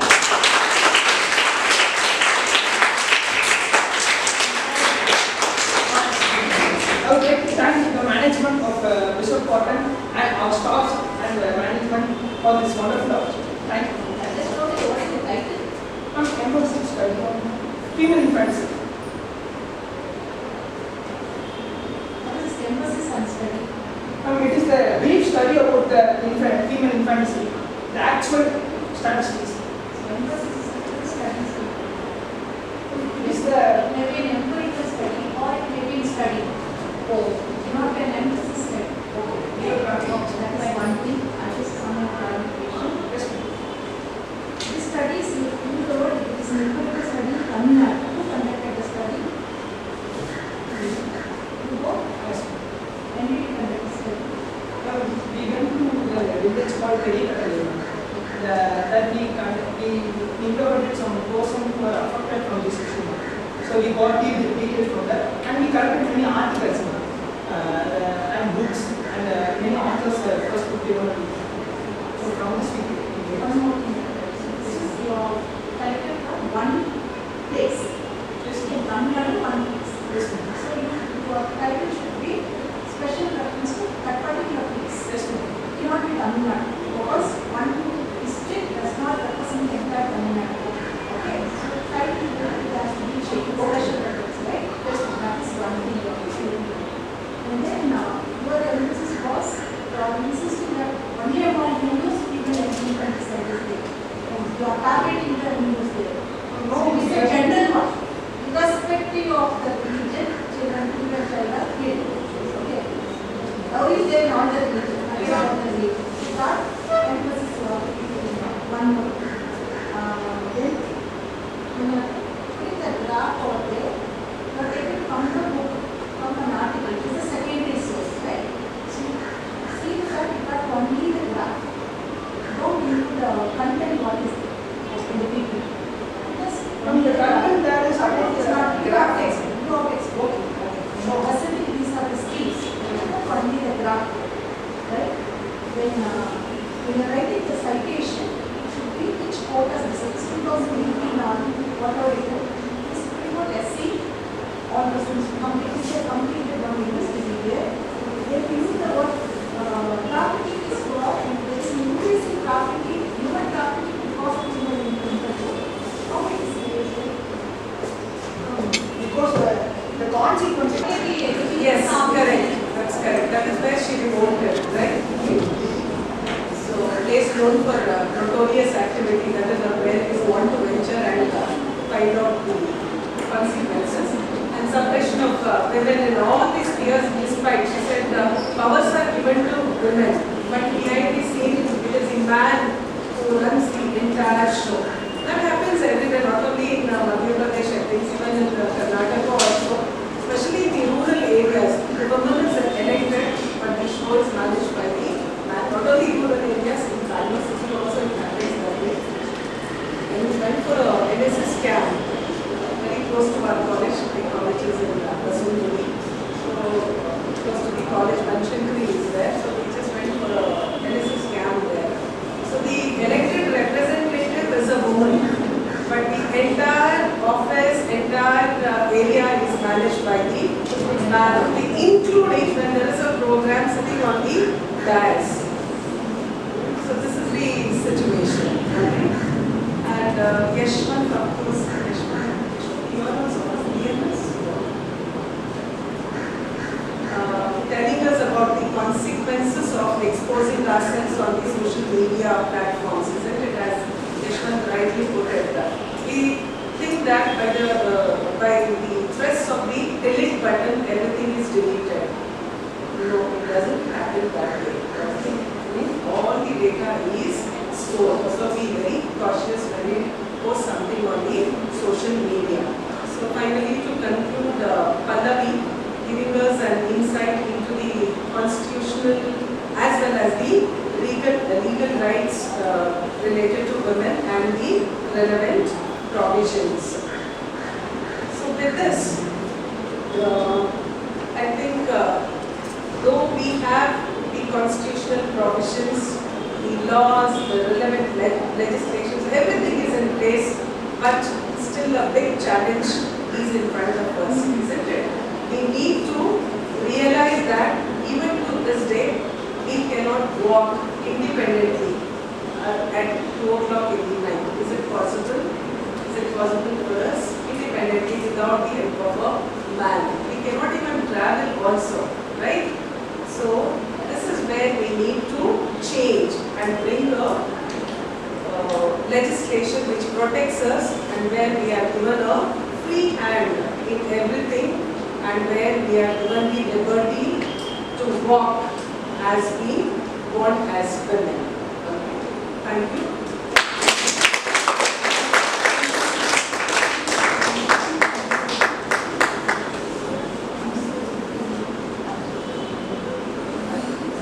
Thank you so much, ma'am, for sharing such enlightening words with us. I also like to thank our participants for sharing a paper presentation on women empowerment and making this presentation session a grand success. Thank you so much.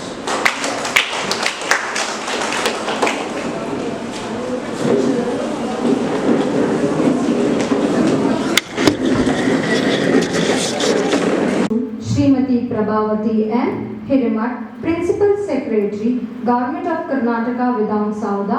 In her absence, I would like to thank Ma for accepting our invite and supporting and encouraging us. We thank you, Ma.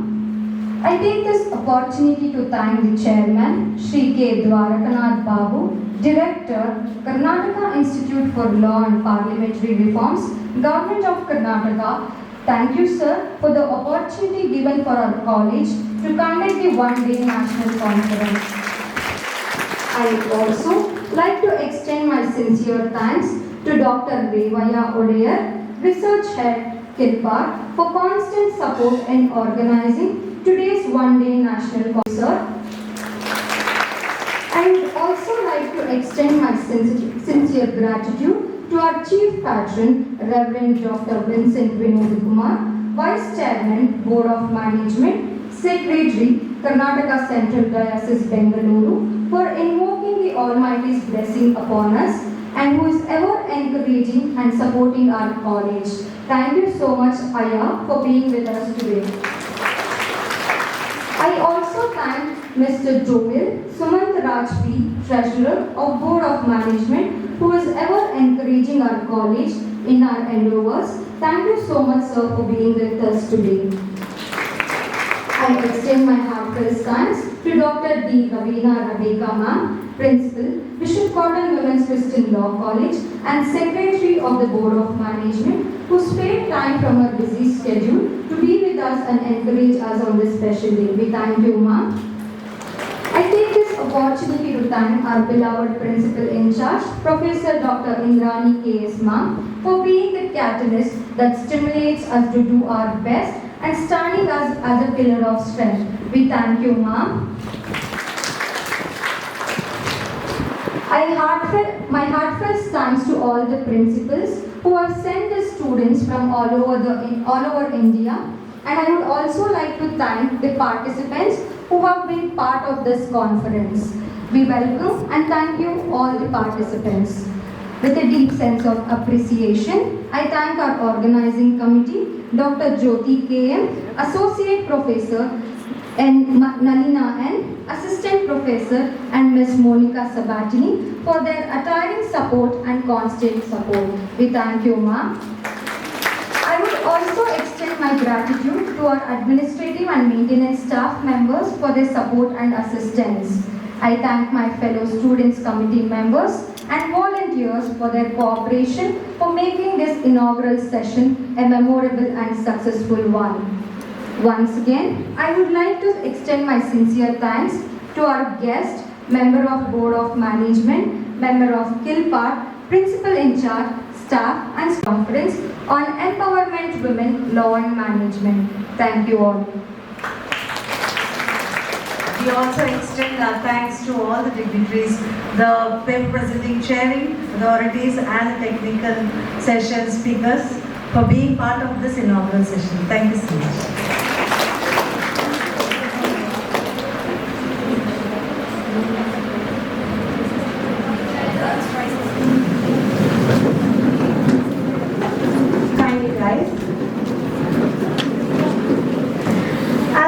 Come to the end of the inaugural session of the one-day national conference, it is now time to offer the closing prayer. I request Reverend Dr. Vincent Vinod Kumar, Vice Chair. We come to you today in prayer, offering our thanks and praises for giving us the privilege to participate in the conference on empowering women through law and management. We thank you, Lord, for the gift of this conference and for the opportunities you have given us to each one of us to learn, to grow, to share, and to connect. We thank you, each one of us, very especially as we equip ourselves to empower women for God's glory now and forever. Amen. Program which was organized by the Karnataka Legal Services Authority. Ma'am was also invited by the Karnataka Legal Services Authority to give a guest lecture on women's rights at PU colleges and degree colleges and from NSS officers in Bengaluru. Ma'am also served as an NSS officer for Karnataka State Law University, Murali, and organized legal aid camps and legal awareness programs in Bengaluru. Ma'am has even delivered guest lectures on intellectual property rights, child rights, succession, women's rights, trafficking of women and children, sexual harassment at workplace in various centers. The All India Law Teachers Association selected Ma'am as an executive member for the South India. Ma'am was appointed as the director of Karnataka Law Teachers Association for Bengaluru's North Zone. Presently, Ma'am is the member of Faculty of Law, West University and University Law College, Bengaluru. Ma'am also served as a professor of law and promoting the future of students as a law graduates for the past 24 years. Ma'am has been awarded for Race 2022 India for Best Guru Award in acknowledgement of her hard work and outstanding achievements in the area of expertise and contribution to the socio-economic development by International Association of Research and Development Organization. Presently, Ma'am is working as a professor in School of Law, Christ University. On behalf of Board of Management, Principal in charge, staff and students, I welcome you, Ma'am.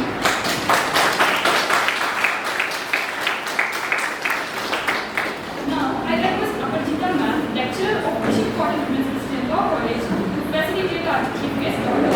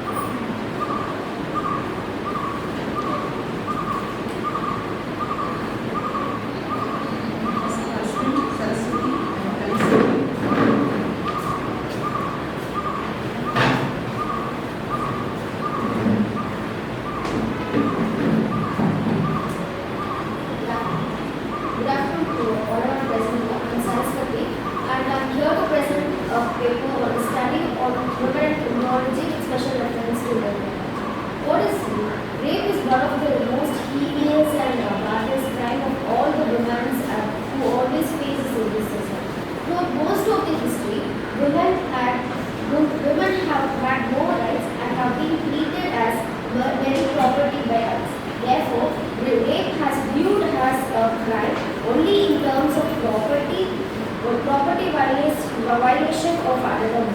The purpose of this research is to focus the role of women and criminology with special reference to Nirvana case that will shock the world and highlighted the plight of women in India.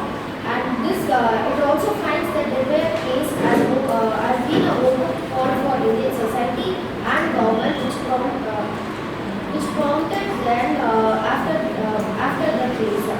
And the aim of my study is to explore the varied aspects of the case and to analyze the societal and legal responsibilities which have to be taken to the women. And this case also leads to the amendment of the various Indian penal codes and legal establishment of the fast-track courts to ensure speedy justice and victims of sexual crimes. Clearly, this is also a turning point.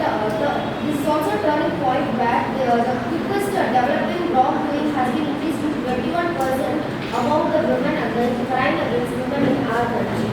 The objective of my paper is to examine the nature and extent of violence against women in India and to analyze whether the legal and social responses given case-by-case effectiveness and to suggest the measures for preventing a society, preventing and addressing a violence against the women. Actually, it is so punishable for being a woman and going out with a male friend at the night. This is what happens in the case. The victim and her friend were returning home after watching a movie at the night of 16th December 2012. After watching a movie and walked in a chartered bus at Unica bus stand, where they were already 6, including a bus driver. The bus was also bounded with a Dwarka Palam road at the route of where they found the route was deviated and the men shut the doors and the vehicle. The victim friend raised an obligation and he also molested and knocked down by the iron of 4%. And there are also other schemes given by government, that is Dena Shakti scheme, Udyogini scheme, Mahila Udyog Nidhi scheme. And also, so let us now understand what is the position of women in India regarding to certain statistics. So under major heads, so providing employment. So here women entrepreneurs in India provide direct employment. Around 22 to 27 million of people according to the survey of Bain and Company. So by accelerating the quality and quantity in the entrepreneurship among the women, so they can generate approximately 150 to 170 million jobs by 2030. For having given me this opportunity to stand here today and speak. Am I audible enough? Speak on this topic, which is very endearing and close to my heart, and of course to your hearts. At the outset, I would commence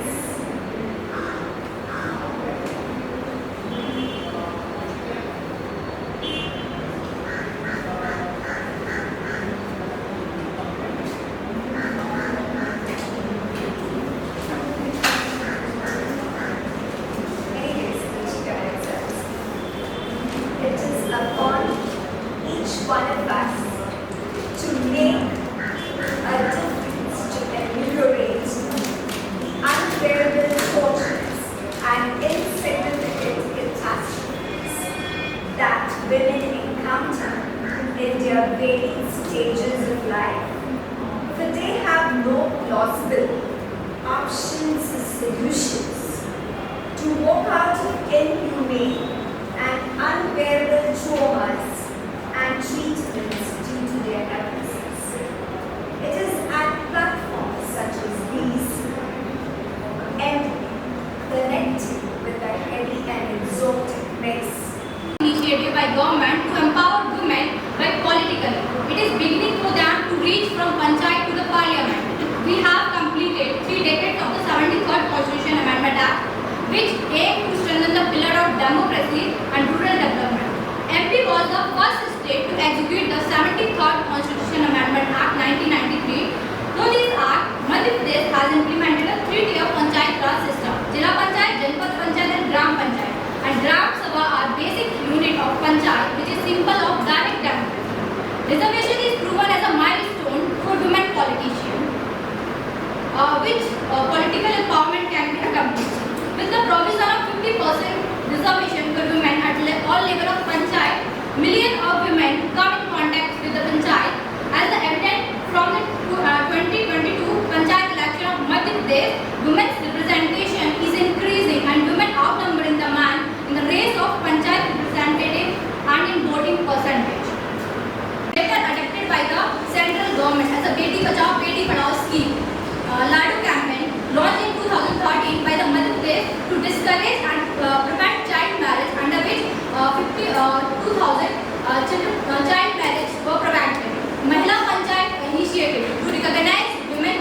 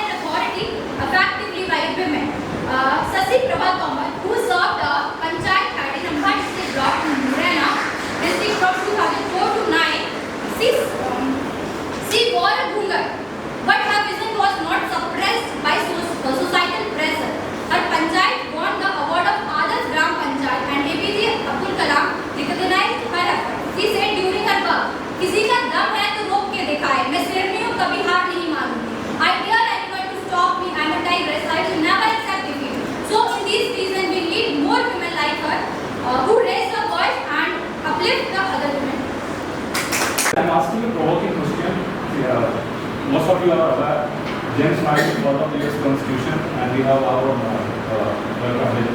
Are we superior than the US Constitution? Yes. And indeed we are superior than the US Constitution in terms of intent, in terms of consciousness, regarding only specifically the women empowerment. I will tell why. See, this is the preamble of the United States Constitution and our Constitution. Is there a similarity? Yes, there is a similarity. Both of the Constitution preamble starts with the word called phrase called "We the People." But the "We" of US Constitution, was it representative of half of its population at that point in time? No. During 1999, in the 19th Amendment, they passed the voting rights for the women. Whereas our arguments of the Constitution were very loud and clear about our women should be given empowerment, very specific, put it in the Chapter 3 of the Fundamental Right, Article 15. So, we have found that our articles needed work for us. See, I followed up due to the paucity of the time. I am going to restrict very simply 2 questions. The format is catechism. What it means is I am going to ask myself 2 questions. One is that how does the Indian Constitution enables and empowers women to the fundamental rights? Second, how judicial presidents, basically the code of our superior code of record, ensures that expanding the gamut of the fundamental rights so that they provide rights to the women, especially you. And third one, I am going to propose a small model. Actually, I wanted to build a model, but due to the time I couldn't do. So I am going to talk about the characteristics of a strong model which will empower women. Next, see, I went through the CEDA documents. CEDA is Convention of Elimination, everyone knows. So the BG Declaration. So these are the 8 things which have been that people are showing up on us considering the whole community of women vulnerable and incapable of doing something. If we have equal right, we also have a right to be held accountable to what we have done. I might be sounding really very wrong to women who think that women ought to get privileges and immunities. I will state a case for this. So we all know that Section 375 is for rape, and we also know that Section 376D of the IPC is for gang rape. It is made clear. Depending on search the website and then if the upload of the photos, that will be getting the exact location of the pic, where it is been taken, and which mobile, and how many megapixels, and the IP address of that particular phone, all the details will be there. And the air tickets, the barcode will be there, right? If we are scanning that barcode, all the details of that particular passenger will get. Please clear that barcode when we are exiting the airport, because she's having it, she did not cultivate it. It was not under her control in itself.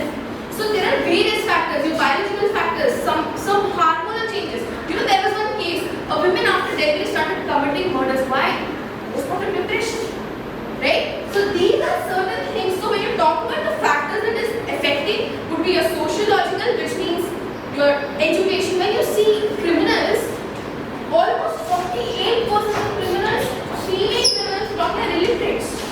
According to the National Crime Records Bureau, whatever data is being provided, 48% are illiterates. Okay? So when we try to understand, what I'm trying to tell here is, put it out of my paper is, everything starts now, patriarchal society. Now tell me, patriarchal society is one more, right? So that is somewhere. Now, if someone asks me, I will tell my father is the head of the family. I'm educated. My mother is earning more than my father, but still my father is the head of the family. Now, even though I'm educated, I'm against patriarchal society, somewhere I believe in it as well. So I would like to conclude that there are a lot of things that we need to take into consideration.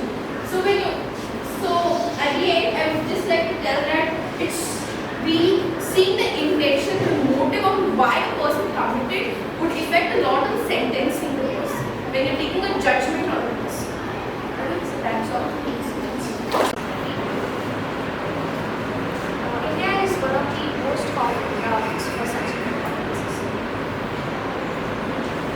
By history, women trafficking took place even before 16th and 17th century, by the starting of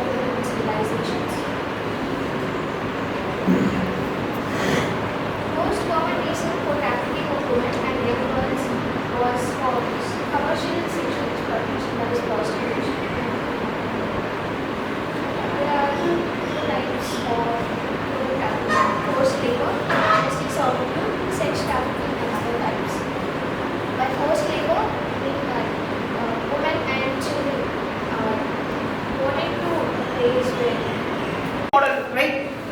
Implementing the education system and giving fund from the central government. She was the first person to enter engineering college. From there the transition began, right? So this is what is required in our society also. Of course, I don't say that make it co-educational. I don't suggest or recommend for that. Alright. So my college, wherein we have both boys and girls, alright. But the girls are more in number compared to the boys. But when I took up the profession as a teacher, it was not like that. 80% used to be, and when I myself was a student also, 80% were boys and 20% were girls. But now the number has changed.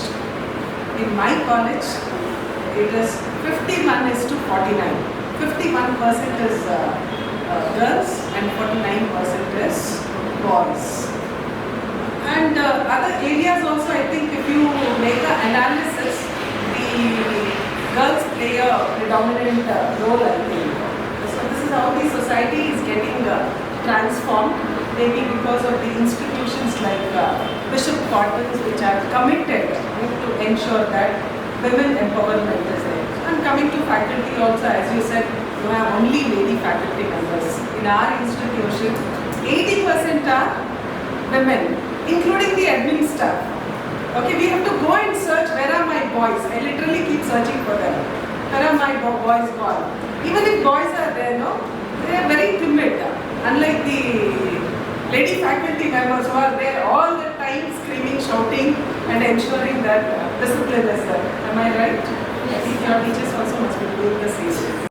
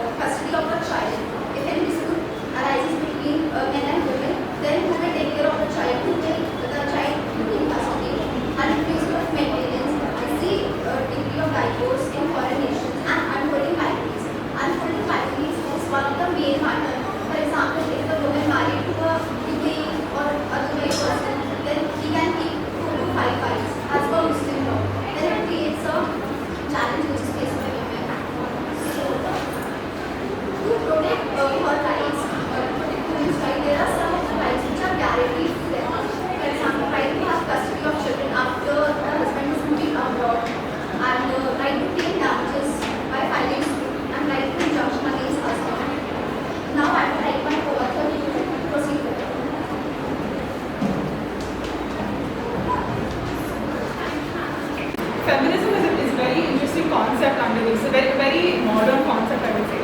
It is a term often used for defending women's rights and guaranteeing their rights as human rights. Feminism, unlike its misinterpretation that it means hating on the male sex or the gender, actually refers to equality of the sexes. The rights reserved by women include freedom from violence and discrimination, the best level of physical and mental health, the right to education, the right to own property, the right to vote, etc. etc. So why is the concept of feminism important? Because I think the core aspect of feminism are agency and well-being. These those students of economics here might be familiar with Amartya Sen, who is a very important proponent of welfare economics. He highlights the concept and importance of the well-being and agency of women. Well-being basically refers to the very primitive role of women basically having basic health, basic health importance for women to convert from the level of being mere providence of well-being to the level of agency, because agency helps them adopt a more responsible role, helps them become, I think, very important determinants in social change, helps them influence social change, and ultimately leads to development of the society. So the core of my paper is to identify the deficiencies in the agency and in the agency role and the well-being role of women in various personal laws as well as criminal laws that deter the development of our legal framework as well as national development, because it's been laid down.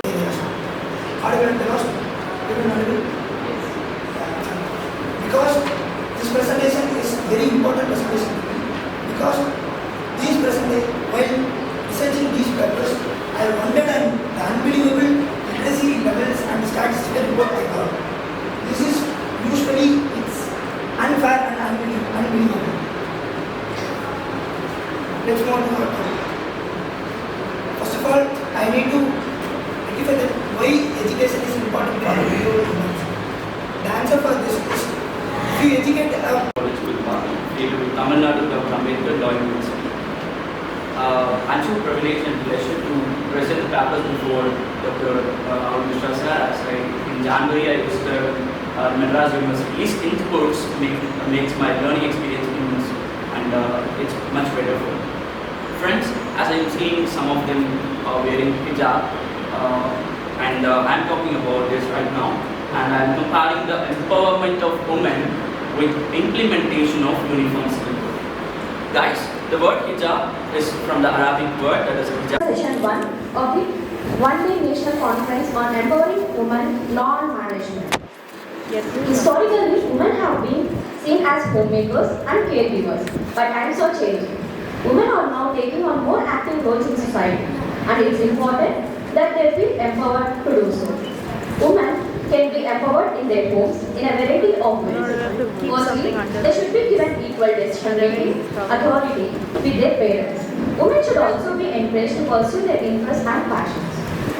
Having interests outside of the home can give women a sense of autonomy and purpose. The business realm is now a female's world. With women entrepreneurs continuing to garner success from people, especially fellow women, who support women-run businesses. It is my privilege to introduce Ms. Anu Changappa ma'am, Advocate, High Court of Karnataka, a renowned legal scholar and practicing advocacy from past 22 years. Ma'am is a Katonian. She did her schooling from the home school on Bishop Cotton Girls School. Ma'am completed her DCS diploma in counseling skills from Banjara Academy. Ma'am did her BL LLB degree from University Law College and also her LLM in Environmental Law from Bangalore University. From childhood, Ma'am has been a multitasker and an achiever. She is a sports person at heart who has a strong passion at trekking and has trekked mountains like Kilimanjaro, Everest Base Camp, Kanchenjunga, Goshala, Chadha Trek, and Jansar River Trek, among many trekking ventures. She is trained in Carnatic music and has posted programs for Doordarshan Kendra, Bangalore. Ma'am is an academician and a social worker and an environmentalist.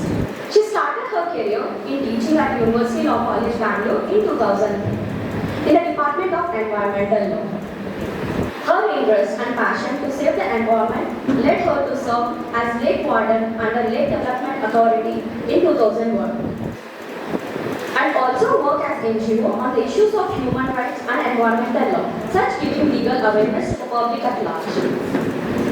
She has adopted various capacities like trustee to the Lahari Academy, former trustee of Advocate Academy, former secretary in International Commission of Jurists Karnataka chapter, former president Lahari Advocates Forum, and founder secretary of Sexual Harassment Complaints and Redressal Committee Karnataka State Bar Council. Ma'am delivers lectures to judicial trainees and government officers. She is the member of watch committees in corporate organizations, and she has also presented papers at various state and national level seminars and conferences and authored articles for various law journals. Her highly personality and her zeal to accomplish the task that she has taken up brought her laurels and awards. During her BA LLB education time, she represented Bangalore University at first client interview and counseling competition, received the Best Lady Advocate Award at National Moot Court Competition, Lahore. Received Best Participant Award at Model Lok Sabha competition. Had been state hockey player in sub-junior division.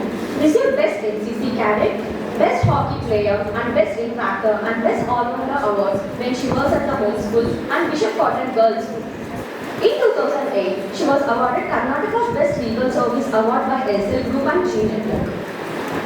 Ma'am was featured at one of the 50 rising stars in Australia Asia region by Australian Lawyer magazine in 2004. Ma'am appeared before various courts like tribunals, trial courts and high courts in her vast 20 years of practice. Ma'am did the cases like public interest litigation, forced sexual harassment and workplace, cases relating to organ transplant, human rights, environment, family law, property law, succession and land acquisition laws. She also appeared before in matters for pertaining to local and statutory body and special offences under criminal law.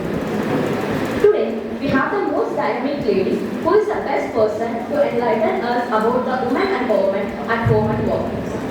Ms. Anu Changappa ma'am is a highly respected figure in the legal community and her work has had a significant impact on the field of law. She is a tireless advocate for justice and women empowerment and her commitment to the rule of law is an inspiration to all of us. On behalf of Board of Management, staff and students, I welcome you ma'am. I now request Professor Dr. Indrani, Principal in Charge ma'am, to honor our guest. First resource person in the technical session was Ms. Anu Changappa ma'am, Advocate High Court of Karnataka.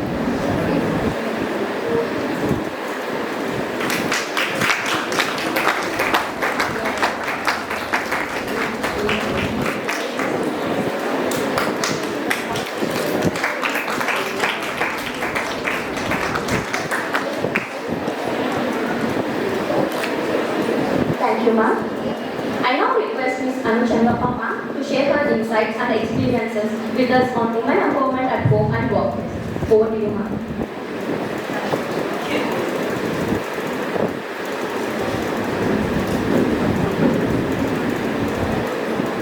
Good afternoon to all of you, ladies and gentlemen.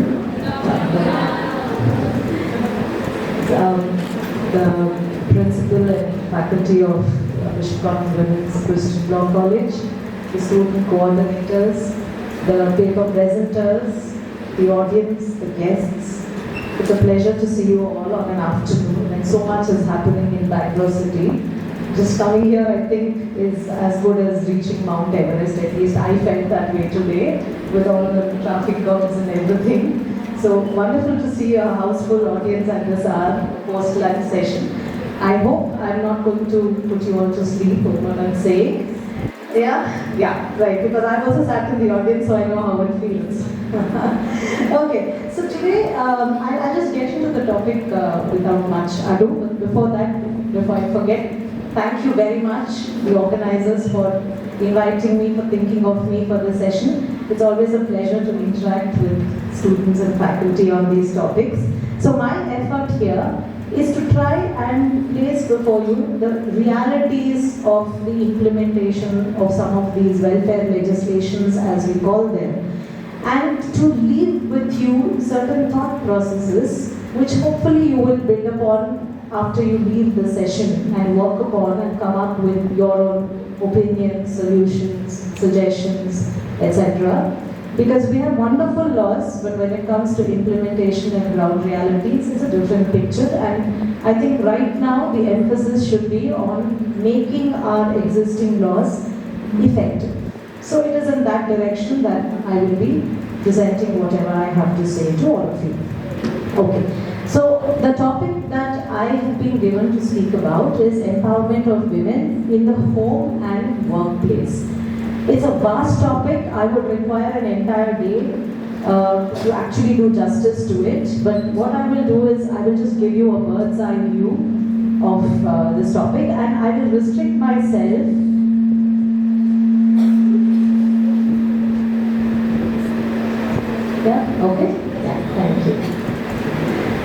And I will restrict myself to two basic laws, which is the Domestic Violence Act, Protection of Women Against Domestic Violence Act of 2005, that's on the home front, and the Prevention, Protection and Redressal of Women at Workplace, which is the POSH Act, the Sexual Harassment Act for short. So these are the two acts that I will be dealing with. So even before getting into the legal regimen, we need to understand society for what it is. Because laws which do not feel the pulse of society are not successful, are not implementable, are not logical. So let's slightly step back into history and understand gender roles right from the stage of evolution. So all of us know that humans evolved as a hunter-gatherer race. So early human beings, we had the men going out for hunting, protecting the home and the family. And women, since women were procreators, were invariably left to take care of the young, look after the home and hearth. So, though it was not specifically categorized as gender roles, by default and for convenience sake, the woman invariably landed up taking care of domestic issues and was in charge of taking care of the family and upbringing of the offspring, while it was the man who went outside and did whatever was required to provide for the family. So what was elementary was a division of roles, with the focus being on family, on food and shelter. And it was only a question of who was doing which part of these basic necessities. Over a period of time, each one specialized in his or her role. The man specialized as the protector and provider. The woman specialized as the caregiver, the caretaker of home. And all this was happening initially with an understanding that there was a common ideology, which was the family. And each one respected the other for his or her role. The woman respected the man for what he did. The man respected the woman for what she did. Not once at that point of time did the man think that the woman is a lesser mortal, the woman is weak, the woman cannot do anything. It was understood that this was something that she had accepted to do, and it was necessity. Over a period of time, as we evolved as a society, things started becoming a little more crystallized, and there were stereotypes that emerged and got reiterated. So, because of these traditional roles that the woman played, invariably she landed up being more at home than going outside. And invariably, because the man was doing all work outside for the family, there was less attention that he paid within the family, because it was understood it was the female role, or the female's role to take care of the family. Again, we come down, and then again it gets crystallized, where suddenly the man starts thinking the woman cannot do anything outside the house. The woman is weak. Now that is where all the problems started. With that word incapable, weak, cannot do anything, it got reiterated over a period of time. And somewhere women also, I think, accepted it, because I guess they had too much to do on the home front to actually sit and argue that I'm not weak, I'm strong, this, that. At the end of the day, the work, the domestic front went on, life went on. There was an understanding, okay, you consider me weak, whatever it is, I'm doing my job, I'm not really worried about what you think of me. Man said, okay, it's the woman's job, so why should I even, interfere with it, involve myself in family? So anything happens, anything goes wrong with the family, blame the woman, it is her role. All this happened. And then we had certain reiterations in our literature itself. And with all due respect to our ancient lawgiver, Mr. Manu, as I call him, he said, he gave a whole lot of characteristics that a woman should have. And then at the end he said, Nas Stri Swatantram Arhati. A woman is not fit to be free, to be independent. She always has to be at the beck and call of either her son, her husband, her father, her brother. So this patriarchal system came over a period of time, and what originally started off as a very comfortable understanding between the two genders became stereotypical roles. And then what was a free zone for women, where she was doing what she was doing out of a choice, out of a sense of choice, out of a sense of responsibility, becoming a burden to her as if people started foisting stereotypes on her, saying a woman has to be A, B, C, D, E, F, all the yardsticks for the women. If you're not good at A, B, C, D, E, F, then you're not the right woman. All that. Then they started treating women like goddess and said, you have to be perfect. You have to be this, you have to be that. Then what happened to the man? Oh, they say, oh, the man. Oh, it's a man. You don't have to. Men are like that only. Everything is accepted. You are the woman, so you have to be this. So somewhere there was one gender which conveniently got away with not being perfect, doing anything. But there was this one gender where all the focus was on certain very, very unrealistic expectations, which after a point became inhuman. You know, with normal freedoms of a human being were taken away in the guise of making a woman perfect and putting her on a pedestal as a goddess. So I think now we've reached a saturation point where women said enough is enough. So now I think we should kind of start telling people that we are also human enough to fail, to make mistakes, to laugh, to cry, to be imperfect. And of course, economic independence and education have played a phenomenal role in making the modern woman what she is. Now, as we notice in society, the entire battle or the entire friction is happening because on the one hand you have a woman who's evolving herself to become self-reliant, who has a mind of her own, who is garnering the courage to say what she wants, to express herself. And on the other hand, we have the other gender. Of course, there are exceptions. I'm just by and large giving a picture. The other gender which is taking its time, the male gender which is taking its time to evolve with this changing form of woman. Because it was a comfort zone for the men where everything was taken care of by the woman or women in the family. And the credit was always for the man. He didn't really have to work much towards that because everyone was focusing towards the glory of the man, because we said man is the head of the family. So if the man prospers, it is the family pride. So everyone was working towards it. So we have a male psyche which says everything has to rotate around me, everything has to be focused around me. So not much responsibility, just the glory. So this is where the friction really is happening between genders. And that is where you have different forms of harassment, violence, which is actually a manifestation of one gender taking time to accept the capability of the other gender. So if you look at it from the psychological or sociological point of view, a lot of things fall into perspective. Now, keeping this background, let us get into the Domestic Violence Act.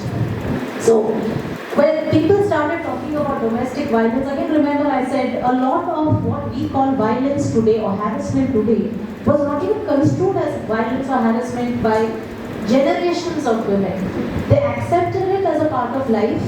They said, we are sacrificing, we have to adjust, it is family, everyone else but us, but me is a priority. So there was a lot of acceptance within the female gender itself. So when I talk about these two acts, let us be very clear, this is not a man versus woman issue. It is about one human being against another human being. So what I'm trying to say is a respondent in a domestic violence act or sexual harassment crime can be a woman also. So it is not a man versus woman issue. That is something that all of us have to understand.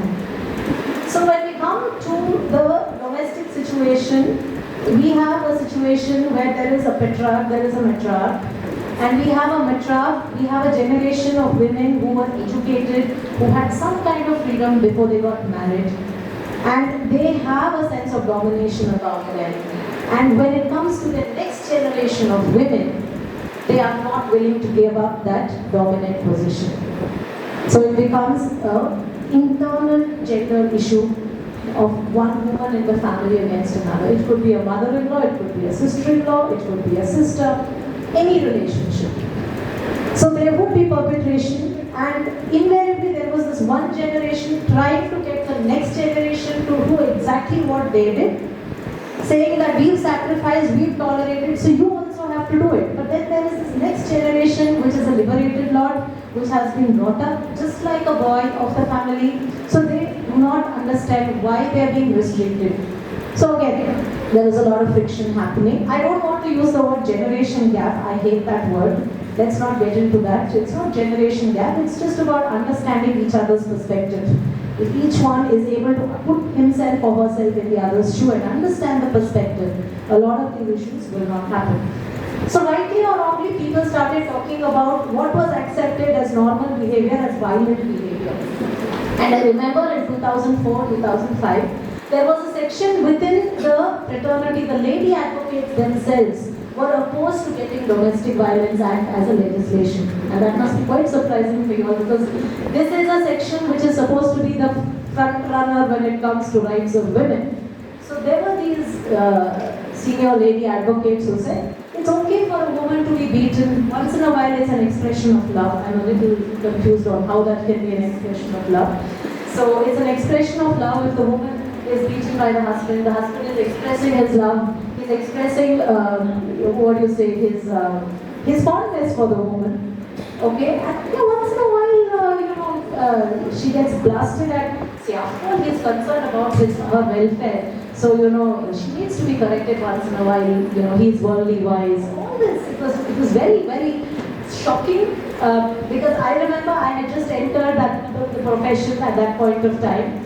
And it was kind of disorientation for me to understand all this. So rightly or wrongly, the domestic violence came into the picture. It was legislated in 2005. And then everyone started, taking up cudgels. I said, okay, they could not succeed with this, okay, it's tolerable behavior. Next they said, it's all westernized concept. Oh, the US says it, the UK says it, India it is not like that. Women are always worshipped and respected. They are all goddesses. So all the goddesses in town were named this Shakti, this avatar, that avatar. The common woman is still being exploited, whatever you say. So double standards. So this is how we've evolved, and thank God we have the Domestic Violence Act, whatever form it is. And now we are in a situation where the judiciary has stepped in phenomenally to flesh out this legislation. And one of the very basic questions that came about when this act was legislated was the question of who is aggrieved under the act. I am not going to get into the nitty-gritties of the provisions of the act. All of us know the BARE Act. You can just take a look after this session. So if you notice in the definitions column, the word aggrieved person is used. The word woman is not used. So very nicely the men said person means the men also. So even a man can invoke the Domestic Violence Act. In fact, there were interpretations sought, and the court said, at this point of time, it is the woman. Yes, it may be, the word used may be person, and for now, it is only the woman, that we're very, very clear of. Now we have to wait for the pending court case in the Supreme Court, where we are talking about gender identity itself, kind of getting overhauled. Whether we should use the word man, woman, third gender, whatever we have, the LGBTQ, right? So it's all a huge conundrum of gender identification. Luckily, 2005 we didn't have that, so the court was very clear, there's a man, there's a woman. Right now we are only looking at protecting the woman, so domestic violence is only the woman. So that was one interpretation. The next interpretation that was sought from the court was whether a minor also comes under the definition of woman, because all of us know anyone less than 18 years is referred to as a child or a juvenile. So if you're using the word woman, does it mean a minor with less than 18 years of age also? So there also the judiciary interpreted that irrespective of age, if anyone faces violence, if a woman, if a female faces violence within the domestic violence, then that comes under the act. Then another interpretation that was sought was the concept of shared household. There is a concept of shared household. Now the men were very clever. They said, if anything is going to be in my name, the wife is going to start claiming a right on it. Let me transfer it to my sister's name, my mother's name, all that. The courts were very clever, and they said, no, we understand exactly why you're doing it. So they said, of course, the definition also says, irrespective of title or interest of the man, if the woman happens to be staying in a particular place as a shared household, even if it happens to be a joint family household and it is not in the name of the man, then also she has a right of residence in the shared household. So that was another judicial interpretation. So after all these basic questions were settled by the court, we get into the actual operative portion of the Domestic Violence Act, which is Section 12. What is interesting about this act is we are not petitioning the court, we are only filing an application in court. Section 12 talks about filing an application to get various kinds of orders under the Domestic Violence Act. So it could be right from shelter to residence order, to a protection order, to custody orders, to maintenance orders. So there's another interesting section that comes into play, which is Section 23 of the Domestic Violence Act, which gives a lot of scope for interim orders to be passed. Now what is very interesting about this act is there are timelines which have been given in the act. Unfortunately, those timelines are not being followed. So technically, as per the act, if an application under the Domestic Violence Act is submitted in court, within 60 days, that particular matter has to be decided one way or the other. But all of us know that doesn't happen. There are matters which are getting dragged for 5 years, 6 years, 10 years. In fact, the case itself becomes a form of victimization for the woman. So recently we've had the Karnataka High Court reiterating to all the magistrates that please follow that deadline of 60 days and please make sure that these domestic violence applications are disposed of within that period of 60 days. Okay, now this is what, now initially when this act was brought into force, say roughly for 5 years, between 2005 to 2010, interim orders were being given by the court even without listening to the other side. Ex parte orders were given. So there were women who were literally thrown out of the house in the middle of the night, and there were orders where the court said the husband and family can get out of the house, but this lady will get back into the house. So there were families which were actually, relocated from their original house to ensure that the woman got her shelter. Then there were instances where minor children were kept with the husband and his family, and they used that as a bargaining point to torture the woman. Immediately custody orders were given. There were instances where the woman was not having a livelihood of her own. She did not know where her next square meal would come from, and there were maintenance orders given. What was very interesting about the act was there were two concepts that were provided for. One is protection officer and the other one is service provider.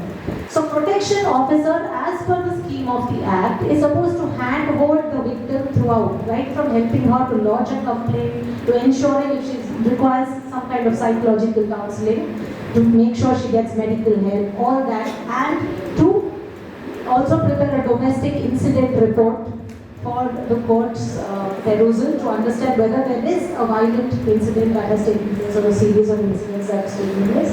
The catch here is excellent concept under the act. Ground reality is we hardly have protection officers. So that very group, that very team of officers which is supposed to set this act in motion is not existing in reality. Ground reality is we have regular government officers who are already working as employees in different departments of the government, also doubling up as protection officers. Now they're already overworked with their regular government work. To catch hold of a protection officer itself is a big achievement. And they're not sensitized enough. They don't know how to handle a sensitive domestic violence issue. So just like how it's an administrative job, they're quite rude, they're quite rough to the women. Very often they're not accessible. See, domestic violence is all the time is a very crucial factor. There may be someone who's on the verge of, even taking away the life of a woman. That is the kind of urgency where you require a protection order immediately, within 24 hours. A woman may be on the streets. She is someone who doesn't know where to go. She needs shelter immediately. She needs someone to tell her where to go. And if a protection officer is not available, imagine what the plight of that woman is going to be. So the very first catch is those protection officers themselves are A, not available or not sensitized. So in Karnataka, I don't know about the other states, there was a PIL which was filed where they said, don't make the regular government officers as protection officers. Please create a separate cadre of protection officers so they have ample time and sensitization to handle these issues. That is still coming. Orders have been passed, but you know how court orders are in our country. They are all very well on paper, but hardly implemented. So you either have to go in a contempt petition or you have to put an execution case. Who will put that? When will that happen? well, anyone's guess. Okay, now this is one aspect of it. So as I said, hunky-dory image, no protection officer. Very often, the woman has to approach the court herself. Now, of course, we have women who are bold enough and they will say, we will go to the court, we will approach. But initially in 2005, around that period, let's say right up to 2011-12, women were very, very reluctant to come to the court because they were still so much full of family values. They said, we don't want to break down the fair name of our family. This is something which has to be sorted out within the four doors. Okay, I am being tortured, I'm facing violence, but then I don't want my family name to be given away because that's the kind of indoctrination, that's the kind of upbringing that women have had over a period of time. So just to convince a woman to come to the court in a domestic violence case itself was a challenge for advocates at that point of time. Now we have come to another extreme where women are actually misusing. Unfortunately, any good law gets misused. And the actual people who need to be benefited get sidelined. So now what has happened? The judges are very, very cautious when they're giving interim orders. Ex parte orders are as good as not existing because this law is being used more in a misuse of the law than the use of the law. So you may have heard a lot of instances where the judiciary gets berated for a slow process, for not giving immediate relief. It's also because for one genuine case, there are 5 made-up cases which are misusing the provisions of law. So that is where the role of law students and lawyers comes into the picture because we need to make sure that only genuine cases go into the portals of the court. The minute we encourage one false petition to get into the court, remember you are depriving a person who really needs that relief from getting that relief because the judges are going to develop a certain mindset about these cases. Judges are also human beings, so over a period of time they see a trend and every genuine case also is going to be doubtful for them when they're granting orders. So the sum total impact of all this is domestic violence cases, the respondents don't get called to court. So it's like eviction orders only, not the other kind of reliefs. So very loosely, advocates and judges have come to a de facto understanding that if some court order under Domestic Violence Act, maintenance order, custody order, residence order has not been implemented, has not been adhered to by the respondent, invoke section 31. Technically, that is not the right provision, so that is a lacuna. Now, there is, though the reliefs under Domestic Violence Act are civil in nature, the implementation is under the Code of Criminal Procedure. So that itself is a dichotomy. So again, you are depending on the same criminal administration, criminal enforcement system for you to get your relief. The reason why these offences were not made IPC offences was because they didn't want the victim to go to the police department and get victimized in the administrative rigmarole. But unfortunately, we are again following CRPC, and once you are talking about CRPC, you are again talking about penalizing, you are talking about criminal jurisprudence, and the enforcement authority is again a policeman who has to go and get that person summoned to court, put them in judicial custody, all that. So again, it is one full circle where nothing much is being served. So this is where the Domestic Violence Act stands as on date. I don't know elsewhere, I am just talking about the state of Karnataka. Hopefully it is better elsewhere, but as legal practitioners, we have a lot of complaints regarding the actual implementation of the Domestic Violence Act. That apart, coming to the psyche of the woman, today, irrespective of what the court procedure is, it has actually become a little counterproductive to the institution of family and marriage. We have instances where the wife would have gone away, there would have been a small tiff between the husband and the wife, and she would have gone away to her mother's place just for a break of a week. The husband traditionally would have asked her to come back. Family of the husband would have said, something has happened, sort it out, come back, take her back into the fold. Now that doesn't happen. Where does the husband and his family run? To the lawyer's office. My wife has gone to her maternal house. God knows what she is going to file against me. Should we get an anticipatory bail? Should we go underground? A, B, C, D, E, F. And there are any number of instances where I have said, Mr. So-and-so, please go, say sorry, talk it out with her, she will come back home. They don't like lawyers like that. They like lawyers who say, oh yes, what you're saying is absolutely right. Give me so much. I will put this, I will put that. Move the Sessions Court, move the High Court, let's get anticipatory bail. You know, there are any number of instances where people build up and monetize emotions and fears. Unfortunately, that is happening. And unfortunately, in this process, something which would never have happened, that poor woman is not even thinking about domestic violence or anything. She is like, I just need my mental peace for a week. I will just get over it and come back to my husband's family. She comes back to her husband's family. First of all, husband is not calling her back. So there are any number of women waiting for 2 years, 3 years, hoping the husband will call her back. That's not happening. Then she finally decides, if some woman says, irrespective of what it is, let me go to the husband's house, go Sasha. Why? Because the husband thinks that she's going to put ABC. So a lot of fear psychosis has been created because of this act. And we see families disintegrating where it should never have happened. Now it is again the chicken and the egg syndrome.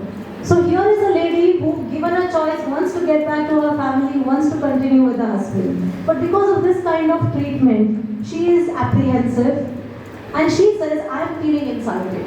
How can we do this? How can they expect me to be like this? And then, God forbid, if there is a family member, invariably there is a brother or a father in the picture. And then it becomes an ego issue between one male and the other. With due respect to gender, I'm just giving you a ground situation. I'm not a male hater or a male hater. So I'm just giving you ground realities.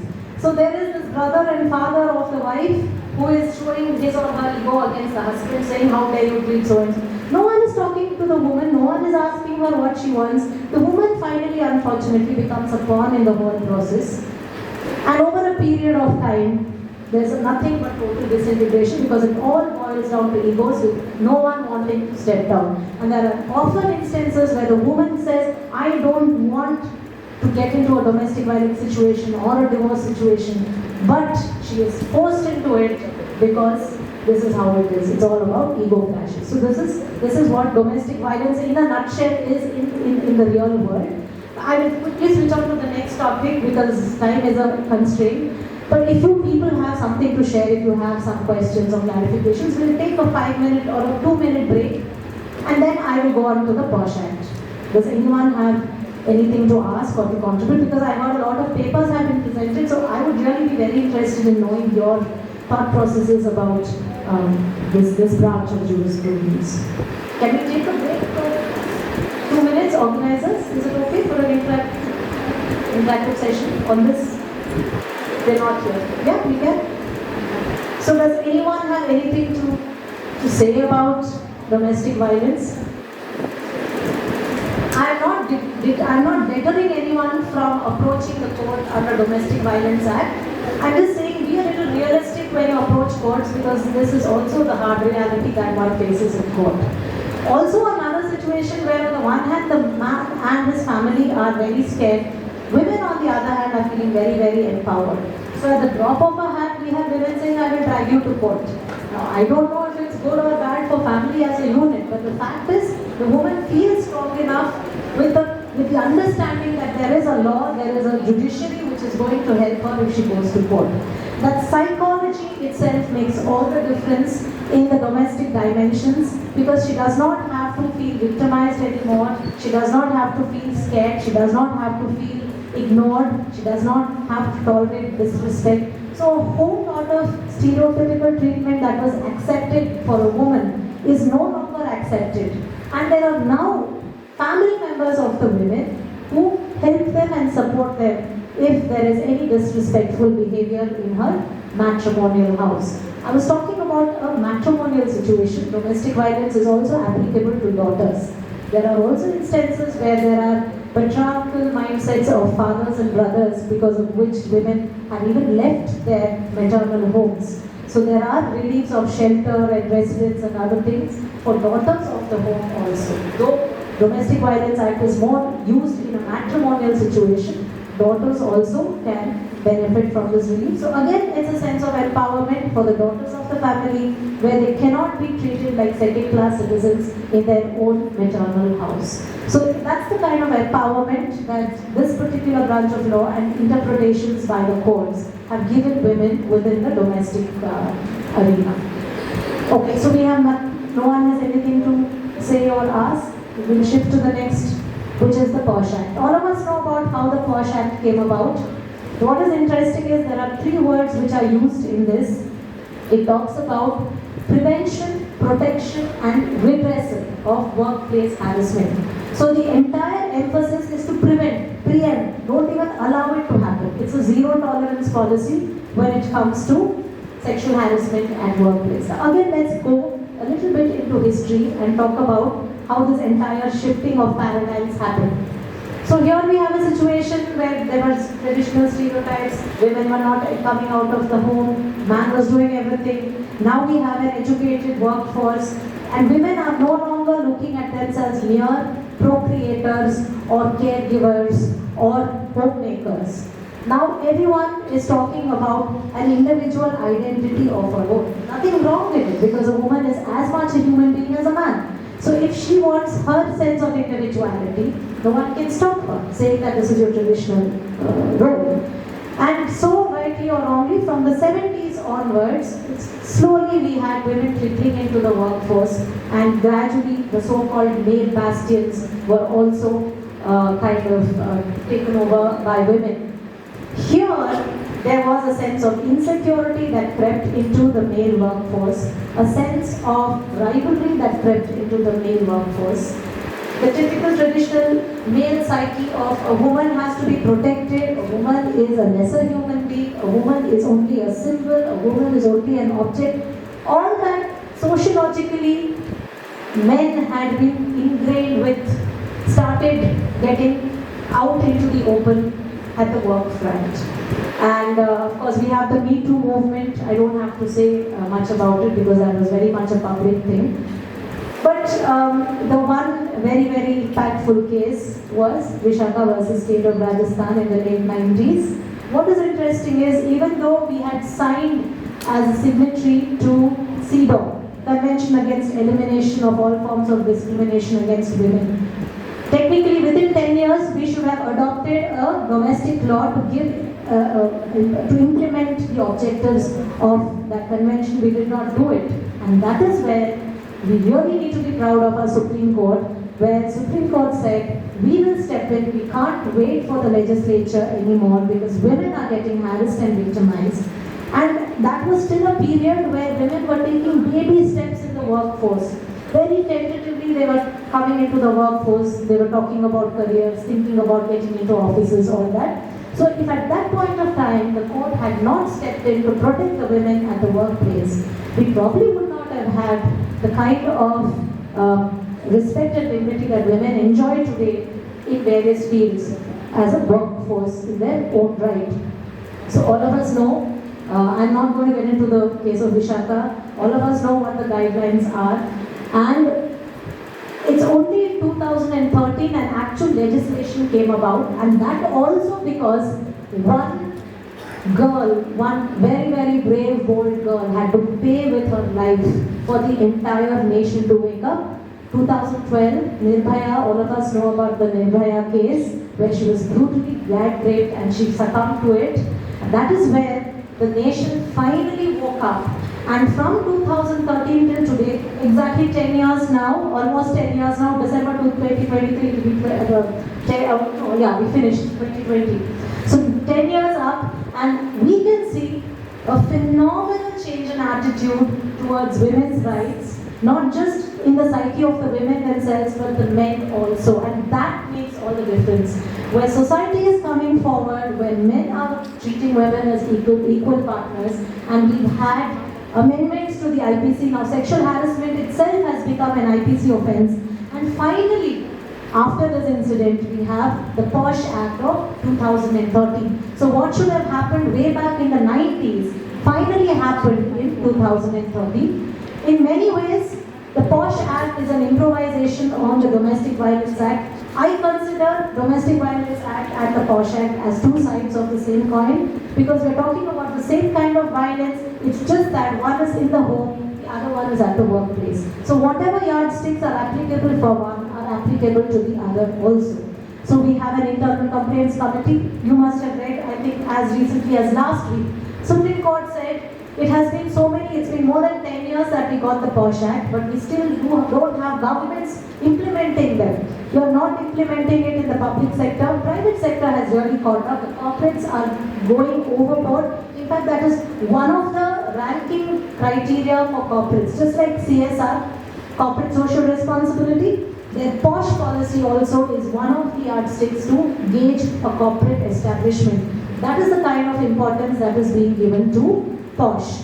So on the work front, again, it is all about awareness, it's all about men feeling comfortable with women coming, and there we notice a very, very tangible class discrimination approach, in the sense, an age barrier.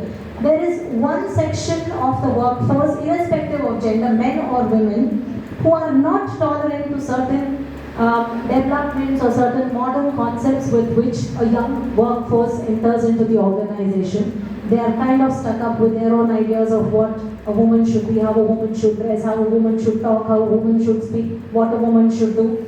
And despite the best of our efforts, sensitizing them, creating awareness, that is one section which does not want to change their mindset. So the only other option is to try and sensitize the younger lot. And what is very, very interesting is there are some corporates who have made it a gender neutral policy.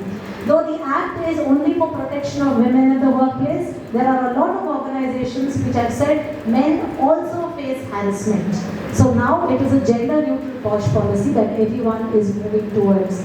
And it is very, very nice to see a lot of men attending these sensitization programs, because earlier we had a situation where the minute we said POSH, the minute we said women, they would say, oh, this is a woman issue, what can we do, let them discuss, let them do anything. Totally washing their hands off. So actually I would call and her captivating ideas. The power of ideas and the spirit of learning have truly been at the heart of this gathering. I request Shri K. Dwarkanath Babu sir, the Director of Karnataka Institute for Law and Parliamentary Reforms, KILPAR, to address the gathering. Thank you, Sri. We have come to the most awaited moment of the day. It is time to appreciate the research skills of the students. After careful consideration and evaluation, the judges have reached a decision. We had an incredible pool of talented competitors who showcased their skills and captivated the audience throughout the competition. The presentations were exceptional, definitely making the decision a challenging one. I request Professor Dr. Indrani Kesman to declare the winners and the prizes to be given away by Shri K. Dwarkanath Babu sir, the Director of Karnataka Institute for Law and Parliamentary Reforms. And Revaya Olia sir.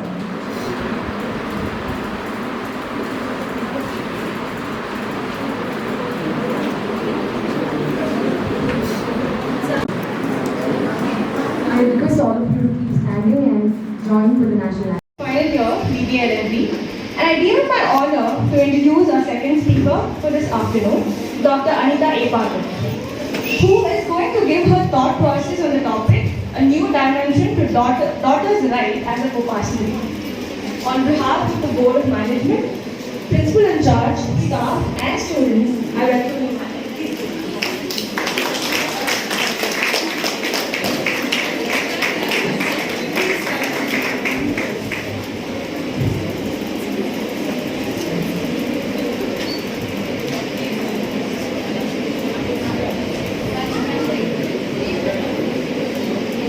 An introduction into myself. Ma'am did her bachelor degree in BBA LLB and did her master's in law with specialization in business and trade law from the Karnataka University, Dharwad. She was awarded 2 gold medals for specialization in business and trade law and securing the first rank in Masters of Law by her university.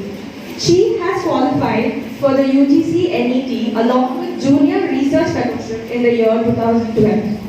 Ma'am joined chair on the Consumer Law and Practice at the National Law School of India University in 2012. She has successfully completed a PhD on the topic, a critical study of legal framework to control misleading advertisements in India with reference to food, drugs and cosmetics from National Law University, Bangalore.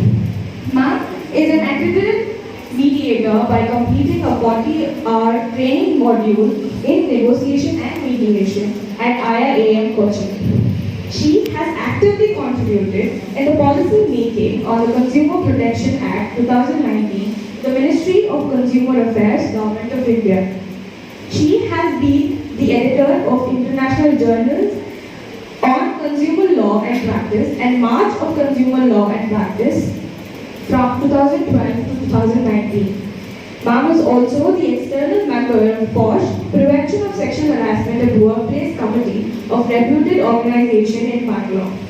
Ma'am has been awarded with the Professor Indira Parekh 50 Women in Education Leaders by the World Education Congress organized at Taj, Mumbai on July 7, 2022. She is also the external member of State Level Advisory Committee of the Food Safety and Standards Authority, Government of Karnataka. She is also the member of National Business Chamber for Women, Women's Indian Chamber of Commerce and Industries, Karnataka chapter since May 2021. She has presented numerous research papers at various national and international conferences and also has published articles in her credit. Ma'am is currently an associate professor of law at the Ramaya College of Law, and her areas of interest include law of torts, consumer welfare law, competition law, contract law, and company law. She is also the coordinator for Center for Women and Child Welfare Policy and the coordinator for PG Studies in Law at the Ramaya College of Law at Bangalore. It is a privilege to have you, ma'am. I request our principal in charge, Dr. Indrani K.S. ma'am, to honor our resource person for the technical session 2, Dr. Anita A. Patel.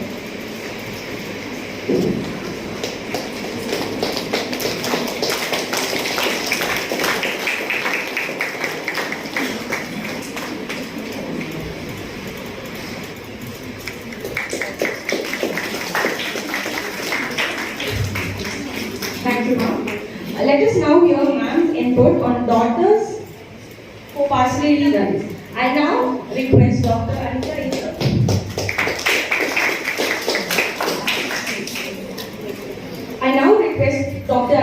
Patel, ma'am. I'm the last speaker, and I could, being the last speaker, the one advantage is that being in the audience, we get to know the audience very well, right? Their mood swings. Before the lunch break, we know that we have to just wind up so that we are not in between the meal and the audience. And after the lunch, it's still more critical because we know it's a critical stage where we need to keep you awake, right? So I do understand being on the audience. But very quickly, and given the time slots before the valedictory, I will be very precise and to the point, because I also know that since morning I've been attending since the inauguration. We also heard about Dr. Shalini's inaugural speech talking about the sustainable goals, right? I will not go anything in general. We have heard about constitution, you have heard about climate change, you have heard about human rights, domestic violence, POSH. There is n number of legislations you have heard in various technical sessions, because I took a tour on all the technical sessions which were happening to know what exactly the topics were being covered. To be very precise and specific to my topic, today I am going to deal about the co-parcenary rights and very narrow down into the judicial pronouncements, because I do understand that all of you here, the legal fraternity, the faculties, the faculties who have come from the other institutions for representations, the lawyers, the students, right? We understand the importance of the judicial pronouncements. So here, mainly I am focusing on the new dimensions which is brought for the co-parcenary rights. Can anybody quickly tell me what is exactly a co-parcenary right? I will not be dealing, promise, I will not be dealing with any provisions. So please don't worry that, okay, please don't tell us about Hindu Succession Act or family law. We are already up to that. What is a co-parcenary right?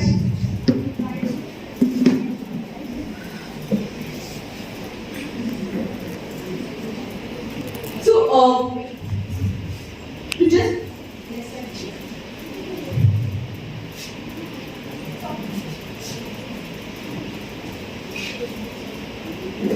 So here when I say co-parcenary right, it's those rights which is mainly given to the son or the male ancestral property which is being inherited by a Hindu undivided family, right? So I don't have to get into the details, but today we are talking about how this law has changed, how the judicial pronouncements have been coming, and there was a lot of chaos also.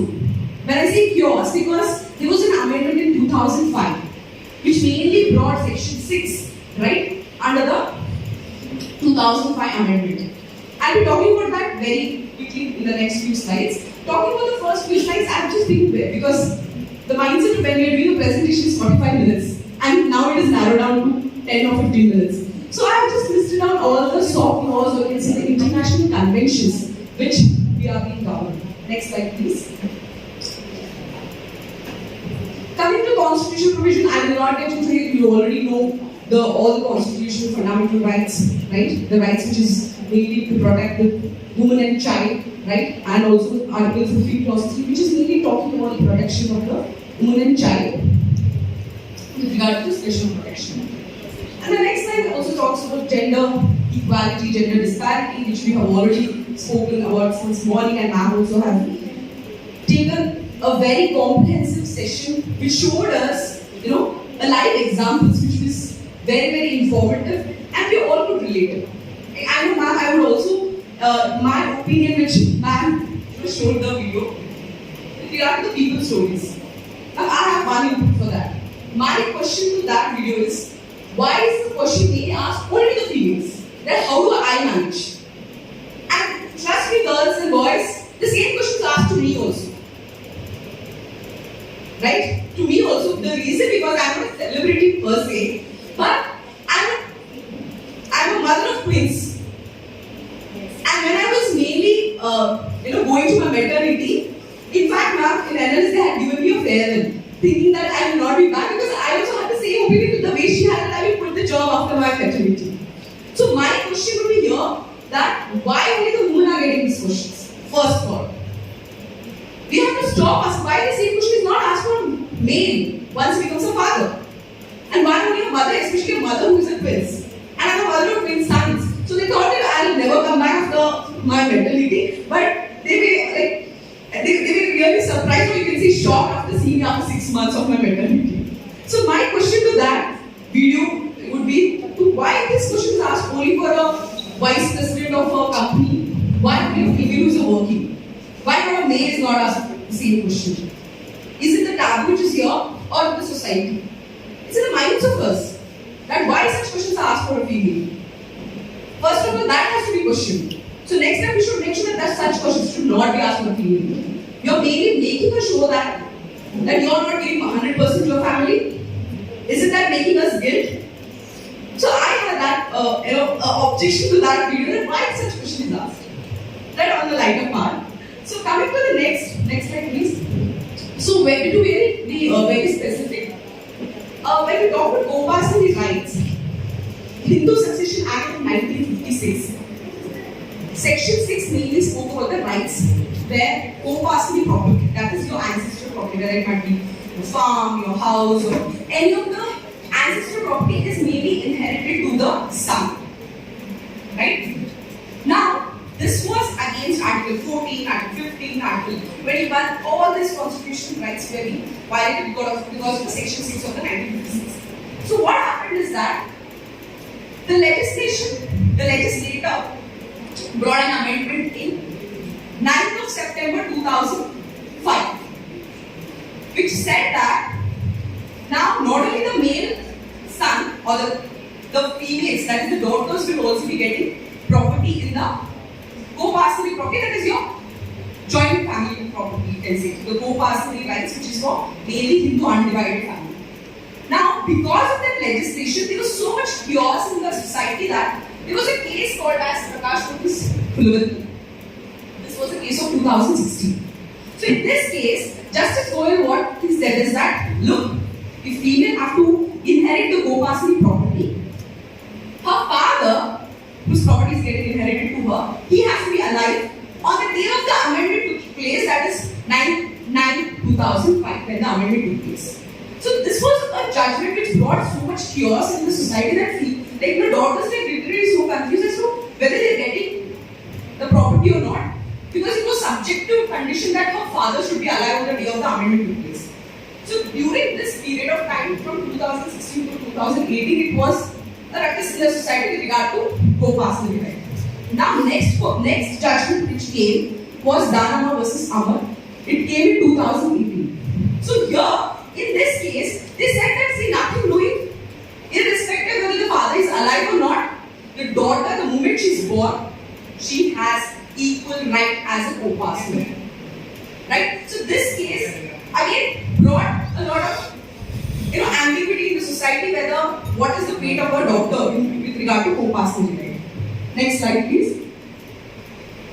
Now coming to the very landmark judgment which I want all the girls, all the boys here to know the fact that it was mainly in this case Vineet Sharma versus Rakesh Sharma, which is in 2020. Justice Mishra, right? He said that irrespective of before or after the amendment, irrespective whether the person is alive or not, the daughter will be getting the co-parental right. Right? So this is a landmark judgment, guys, which you all have to be very much equipped as a lawyers, as a budding lawyers. You have to be knowing what is the right now the authority or the standing position when it comes to co-parental right. Coming to the next, this another very landmark judgment which happened last year. Now, when I say that Vineet Sharma is a very landmark judgment, then what is the role of this judgment then? Right? So Arunachal Mona versus Kunduswamy, this is a case where the question which was left unaddressed was what about the self-acquired property? Say for example, if the father has died and there is a self-acquired property, whether that will be devolving to the female or not. So here, in this case, just to explain the facts, the father was dead, right? He had death intestate and he was self-acquired property. So the dispute was whether it goes to his brother or whether it goes to his daughter. So here they said that if it will go to the daughter even if it is a self-acquired property which was not addressed in Vineet Sharma case. Got it? So this is a very landmark judgment which you all have to be at the tip of your tongue to when it comes to co-parental right, because irrespective whether it's co-parental or self-acquired property, the daughters will have equal right in the property. Yes.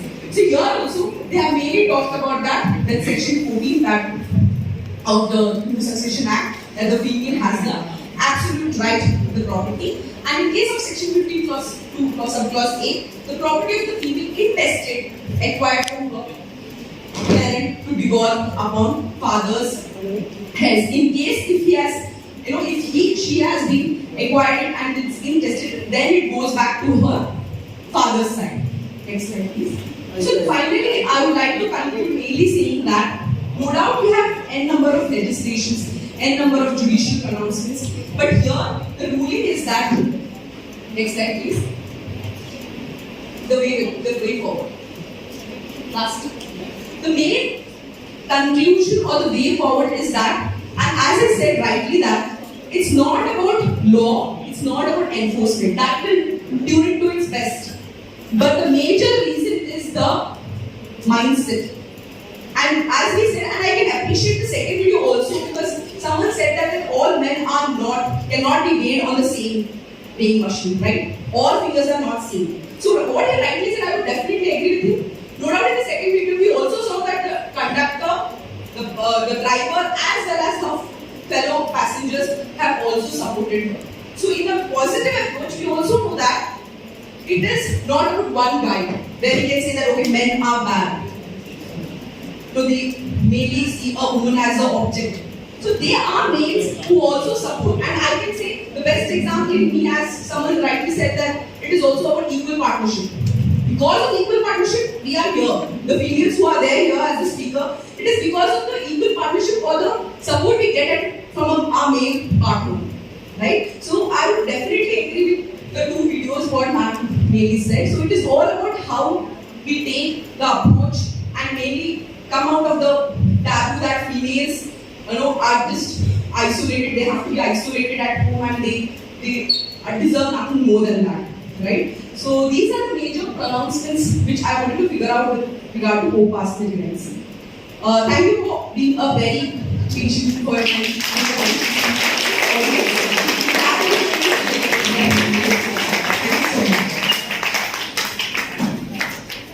That conferences or any webinars are the life wire of all the academicians. They connect many academicians together to share their views on a particular subject matter. It is a platform where we share our knowledge with one another, and I'm happy to say this conference has proved such opportunities. Today's national conference that has been organized is definitely not a day's work. It is a long systematic process that came to a culmination today. It took us almost 3 months of background work. It first started on 12th March 2023 when we approached Sri Revaya Odayar sir. Sir was very kind enough to instruct us how to go about with a proposal and other required initial documents for a conference. Sir also arranged for a meeting with Sri Dwarakanath sir, Director, Karnataka Institute for Law and Parliamentary Reform, Government of Karnataka. Bishop Cotton Women's Christian Law College is the only law college in Karnataka imparting legal education exclusively for women. We are steering the wheel in the direction of the success, empowering young women to soar to the greater heights into the space of progress. As the college marched into the 21st year of excellence, we wanted to contribute towards the academic growth and the development of women of the present society. Thus, came up with the idea of organizing conference on empowering women. On 17th March 2023, Ms. Nadina N., Assistant Professor, IQSC Coordinator, Bishop Cotton Women's Christian Law College, and myself submitted the proposal for the national conference to the Director, Sri Dwarakanath Babu sir. Sir, with an open heart, welcomed our proposal. The proposal to the conference included these objectives. 1. To explore the negotiations for binding the gap between the regulations and the ground reality of the situation of women in Indian society. 2. To take over or to talk about the role of women in India's wide-ranging growth and how women empowerment can upturn the velocity of inclusive growth through aptitude building. 3. To converse the problems to be tackled to rationalize the existing programs on women empowerment. 4. To understand the negotiations which would result in some tangible solution, in turn will help the regulators as well as the society to reinforce the position of women. We also gave tentative themes for our conference, which included women empowerment, crafting a more progressive society. Women's empowerment pierces through multiple barriers. Empowerment of women, a progressive and thriving nation. Empowerment of women, a key to development of the nation. Empowering women, law and management, and gender-neutral ecosystem. These were the tentative themes proposed for the conference, along with the various sub-themes connected to the tentative themes, which were access of women to digital technology, women as a leader at workplace, policy measures for women entrepreneurs, women and financial inclusion, women at top level management, law firms, management firms, women and social change, women's rights and criminology, women and education, women and gender justice, women law and constitution, women health and environment, women lawyer in leadership roles in law firms. On 3rd April 2023, the college received the acceptance and approval letter from Karnataka Institute for Law and Parliamentary Reform, Government of Karnataka, to go ahead with the main theme as empowering women, law and management. The registration to the national conference was opened on 12th April 2023 to various academicians, practitioners, research scholars and students from law colleges along with the management colleges from all over the country. We received about 78 abstracts, from which 52 abstracts were selected by this committee. As per the deadlines mentioned in the brochure, on 10th May 2023, we received 52 full papers for the presentations and we closed the registrations. Today, Honorable Dr. Shalini Rajneesh, IAS Additional Chief Secretary, Department of Youth, Empowerment and Sports, Planning, Program Monitoring and Statistics Department, Government of Karnataka, inaugurated the conference. Director, Karnataka Institute for Law and Parliamentary Reform, Government of Karnataka, Shri K. Dwarkanath Babu, Chairman of the conference, chaired the inaugural session. Secretary to Karnataka Central Diocese, Reverend Dr. Vincent Vinod Kumar, was the chief patron. Research Head, Karnataka Institute for Law and Parliamentary Reform, Government of Karnataka, Conference Director, Dr. Revaya Odeyer Sir, was also present at the conference. Professor Dr. Indrani K.S., Principal in Charge, welcomed the dignitaries, participants and staff along with the students to the one-day national conference. After the inaugural session, the paper presentation session commenced at 11:45 a.m. Among the 52 full papers, of about 30 papers were sent by the students alone. The remaining were sent by academicians, practitioners and research scholars. Today, the students' papers were scheduled for the presentation in room 1, 2 and 3. The criteria for the allocation of the marks for the student paper presenters were 1. Presentation, 2. Subject knowledge, 3. Defending the title of the paper, 4. Relevance to the theme, 5. Eloquence and dress code. The academicians, practitioners and research scholars presented the papers in room 4 and 5. In room number 1, the chairperson was Dr. Rahul Mishra, Associate Professor, Manipal Law School, Manipal Academy of Higher Education, Mahe, Bangalore. 10 papers were allotted to this room. Room number 2 was chaired by Dr. Sujita Paul, Principal, New Shores International College, Bangalore. 10 papers were allotted. Room number 3 was chaired by Dr. Valarmati, Professor, Christ Deemed to be University, Bangalore. 10 papers were also allotted to this room. Room number 4, the chairperson was Dr. Anita F. D'Souza, Principal, BMS College of Law. 6 papers were allotted to this room. Room number 5, the chairperson was Dr. Sudhar G, Principal, Vishweshwarapura College of Law. 6 papers were allotted to this room. Lunch break was from 1:30 to 2 o'clock. After the lunch break, the technical sessions commenced from 2:15 onwards. The resource person for the first technical session was Ms. Anu Chengappa Ma'am, Advocate, High Court of Karnataka. Ma'am enlightened us on the topic of role of law in empowering women at home and workplace. The second technical session was by Dr. Anita A. Patil, Associate Professor of Law, Coordinator, Center for Women and Child Welfare Policy, Ramaya College of Law, Bangalore. The topic for this technical session 2 was Daughters' Property Rights. As rightly said by Henry Wordsworth, great is the art of beginning, but greater is the art of ending. We have reached to the valedictory program of the National Conference, and the valedictory program is headed by Shri Dwarkanath Babu Sir. Thank you one and all.